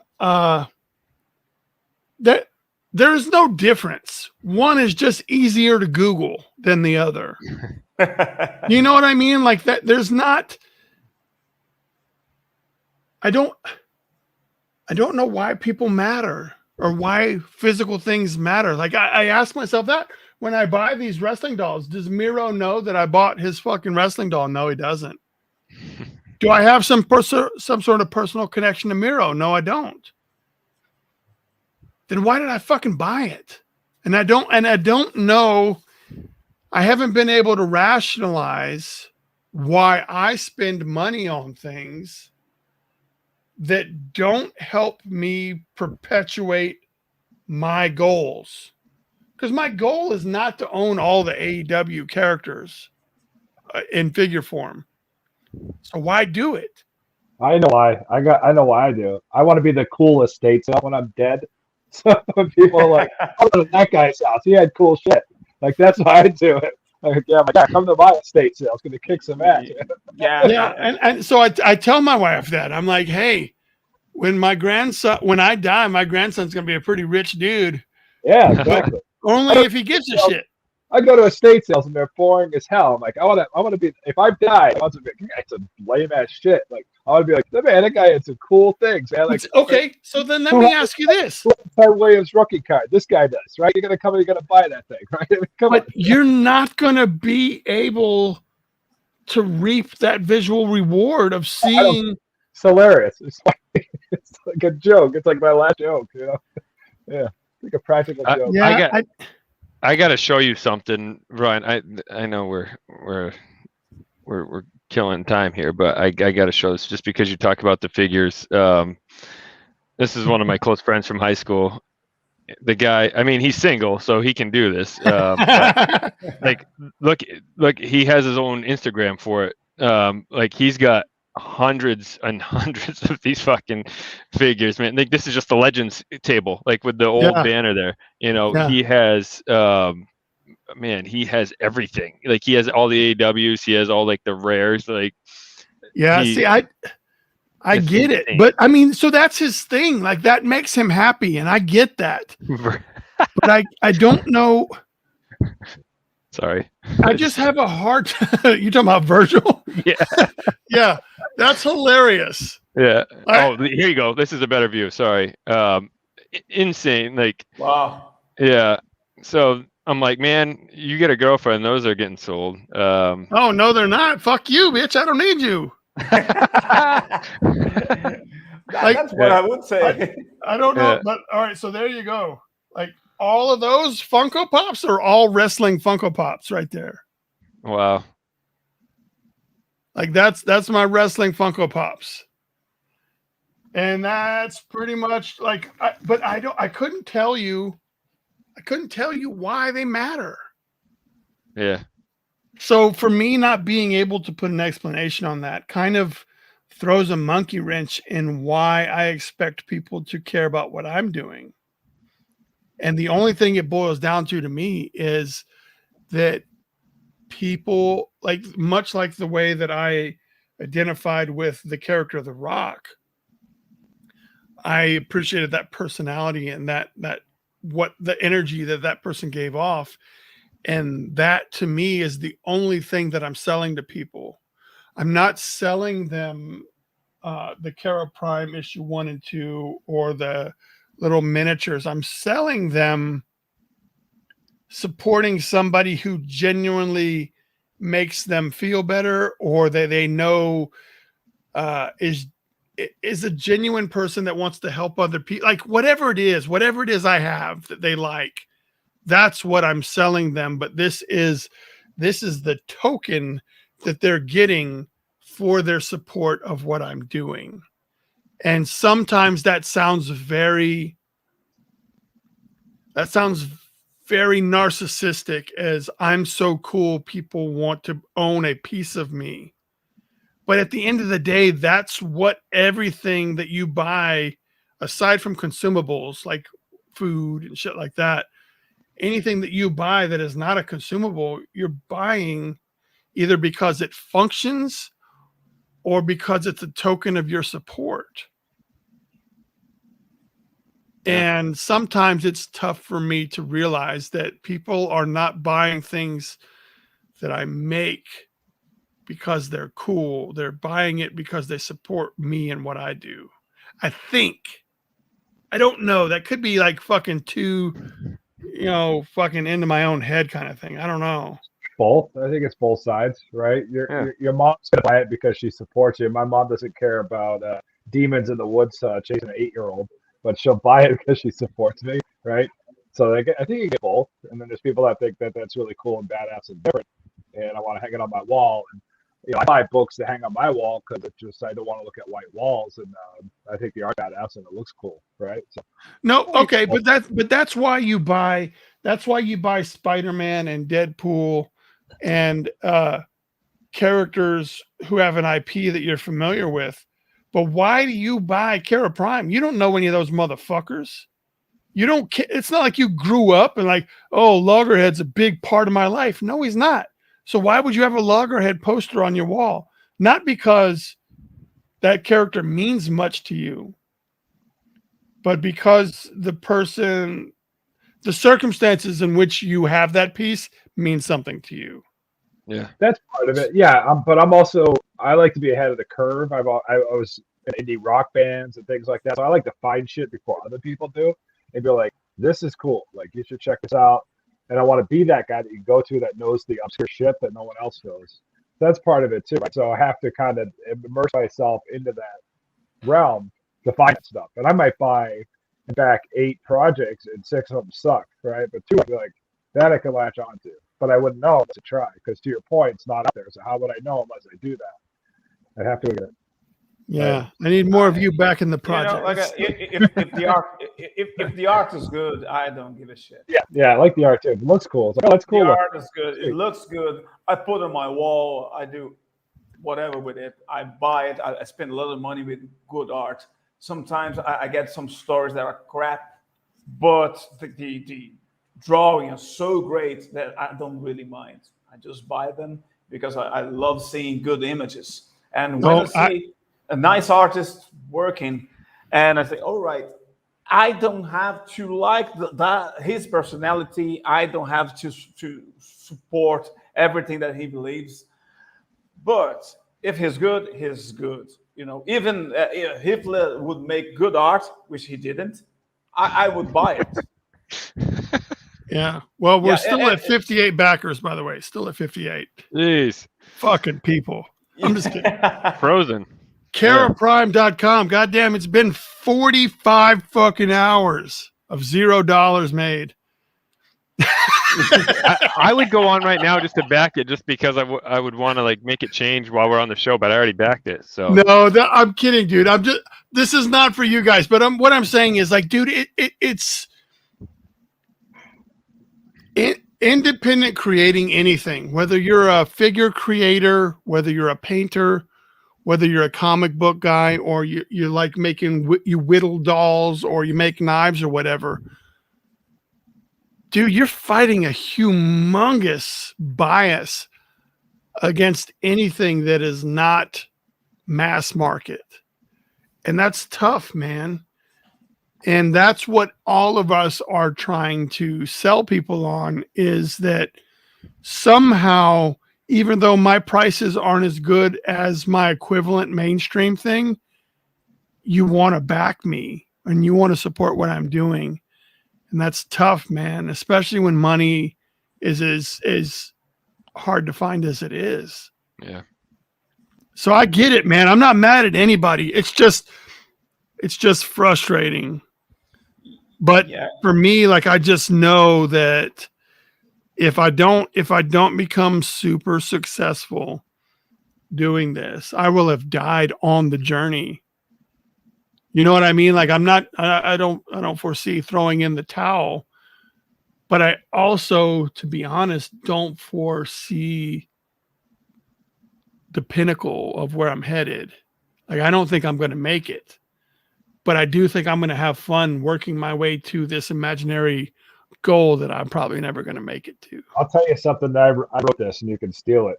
All right. Fame is an opinion. Being prolific is a fact. Okay, so you can go with that. So you may never be famous, but you can always be prolific in the work that you put out, whether it's quality or quantity, right? And be like, holy shit, Bryan SilverBax put out 30,000 drawings in his life. Like, holy fuck, that's a lot of drawings. Like, they never know you, but no one could ever deny the fact you got 30,000 drawings. Like, that's a shit ton of work, you know? Yeah. So that's like, the famous part comes, that's someone's opinion. Like, you don't have to.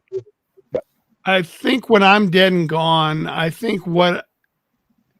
hope what ends up happening is that somebody does reach the pinnacle that I was aiming for, and somehow I had a part in helping them achieve that. And they remind people that happened. Like somehow, like I don't have to be the biggest part of why they got there, but maybe they stumbled upon a video that I did or something that I did that just caused them to get off their ass and then start. And then it was, all the years of training and everything that got them to where they needed to be. But had it not been for this one little incident where they ran across whatever Bryan SilverBax was putting out there, helped them in their mindset get to where they're going. Like I hope that's what ends up happening at the end of this. Inspire people. You've had to inspire people, man. People see your drawings and they're like, I want to do that. I've seen people and a lot, and part of it is like out of the, a couple of thousand people that follow me on social media, there's 10, that have reached out and said, dude, you have truly lit a fire under my ass, that's awesome. With your dedication or with what you're doing. And you figure that's 10 out of 5,000. 10 who reached out, but most of those guys, they don't do it. Yeah, well, even if it was just those 10, like fucking rock on. Yeah, it just I'd rather have not have wasted the time or whatever. But I got those 10. I think I told my wife the other day, like, oh, that's it. Like the reason I'm doing these vlogs and nobody's viewing them. And I was starting to get discouraged because nobody's going to my SilverBax vlog on YouTube. But there might be the one person or the two people that have found it and turned that into something, and it means something to them. I think that's what I'm doing it for, is on the off chance that somebody finds this and can use this to their benefit. I'm never going to benefit from what I'm doing. I'm not going to live long enough to reap the full benefits of what I'm doing. But I do think that I'm doing enough positive, cool stuff that in retrospect, somebody will benefit later. That's what I'm hoping. Yeah, that's very feasible. Yeah. Okay. You're only 46, all right? When you talk like that, it seems like you have a terminal disease and you're about to die in 6 months. We never know, man. Because that's not the case. Like you still have a long life. You don't ahead of you. I don't, but yeah. Well, if Bryan just came out and said, "Well, actually, I got to say something," I'd be like, "God damn it, Rogerio!" No, but I mean, I don't anticipate being 80. Yeah. Yeah, so you still have 24 years. If you make to 70, it's 24 years. You can do a lot in 24 years. And I know, and I'm really putting forth a lot of effort. Like I'm hoping that for me, Kerra Prime turns into something that can help people get to where I wasn't able to find myself able to get when I was 19 and 20 years old. Like that's what I want. Awesome. I think my ship has sailed as far as being uber successful in the world of comics, but I do think that I can build the boat that helps somebody else get to be successful at that age. I wouldn't agree with that. It's too late for you either, though. I mean, your shit crushes it, man. Like seriously, like I wouldn't think that. Like all it takes is one freaking time, right? Like someone seeing it at the right time, and like you just never know. But it does. But I mean, honestly, with the advent of social media, the amount of talented people that are just, it's phenomenal how many talented folks exist. And before social media, you might find, one person that could draw, but oh my God, you could draw really good. Well, now you can just like Google draws really good. And there's a ton of people that you've never heard of that can draw outstanding. Go to ArtStation. You feel bad. What? Oh yeah, what's the name of that? ArtStation. ArtStation. Someone told me to go to that, and I forgot the name because I was like, I don't do DeviantArt. Wow! Every time I go to ArtStation to look what people are doing, say, "Fuck, my God," But yeah, so with the social media, it is the tools are closer to everybody's reach. But the talent pool is also much, much larger to get to success. Yeah, there's 7 billion people on Earth. So, if you get the smallest percentage of them, like it's going to get some. Yeah, but 7 million people in 1993. A billion. Well, 7 billion people in 1993. The editor of those comic books would have to probably come in direct contact with somebody to get there. 7 billion people in 2022, you're a click away from endless talent. How are you and you and you and you going to stand out? And that's the uphill battle. Yeah, it's easier to be found, but man, you have so much competition, so to speak. And I use that term. It's not competition, but it's going to be harder to be found. Yeah. Because it's not a diamond in the rough situation. It's which diamond are they going to pick in a sea of diamonds? Yeah, but there are more opportunities as well. Like so many independent editors and people selling. Oh, yeah. Like, but I mean, you just need 500 backers and you are great. Just 500 backers. Yeah, you can make it at 500, and it's very hard to get them. That's what we're doing on Deadball, right, Rogerio? You're gonna get his 500 back. Apparently, he's got 500 friends in his back pocket. He's gonna fucking get on there. Oh God, yeah, I have nearly 3,000 on Instagram. Never got a job from there. All right. Only 3% of social media people engage. Yeah, sometimes less, depend on the type of social media. This is why I still don't have a TikTok. This is why he wants to have you draw boobs. Yeah. Yeah. I challenge you, start drawing wieners, see what happens. Angle. Do some wiener covers. There should be a market for it. I'm sure there is. He would quit. He'd be like, I'm not fucking drawing Deadball anymore. Screw you guys. Like, it'd be a different Deadball is what it'd be. Dead balls. So, That ball's on fire. But yeah, so anybody that's looking for me can find me on social media at Bryan SilverBax. That's Bryan with a Y, SilverBax with an X. Or you can just go to silverbax.com. There you All go. right, guys. I think I reached my limit here, and 2:30 in the morning. Yeah. It's 1:30 here. So I shall talk to you tomorrow or sometime in the future. And we'll wrap it. To wrap up. So okay. We'll wrap it up. Yeah. Thank you, So thank you, Bryan. Thank you, Rosario. Yeah. Bye. All right, guys. Have a good night, buddy. And I hope you have a backer today. Oh, let me look. Let me look before we go. It's 12:30, man. Let me see. Yeah, but on the East Coast or the West Coast, it's still 58. It's still 58. In the morning, we're gonna have. It won't be by tomorrow. I'm gonna wake up. I'm gonna wake up to 65. I hope so. Thank you guys for having me. Oh, that was awesome, man. Let me know when the dead ball hits, man. Oh, we will, and we'll be reaching out for other covers too. So we'll definitely hit it up. Well, I hope I didn't blow my load on the first one. Nah. All good. Yeah. Good. Yeah. All right. Gonna wrap it up. So we'll be back Monday night with Chris Condon from that Texas Flood Comics, right? So coming up Monday night. So we'll see you then. Have a good weekend, everybody, and continue to stay livid. See you later.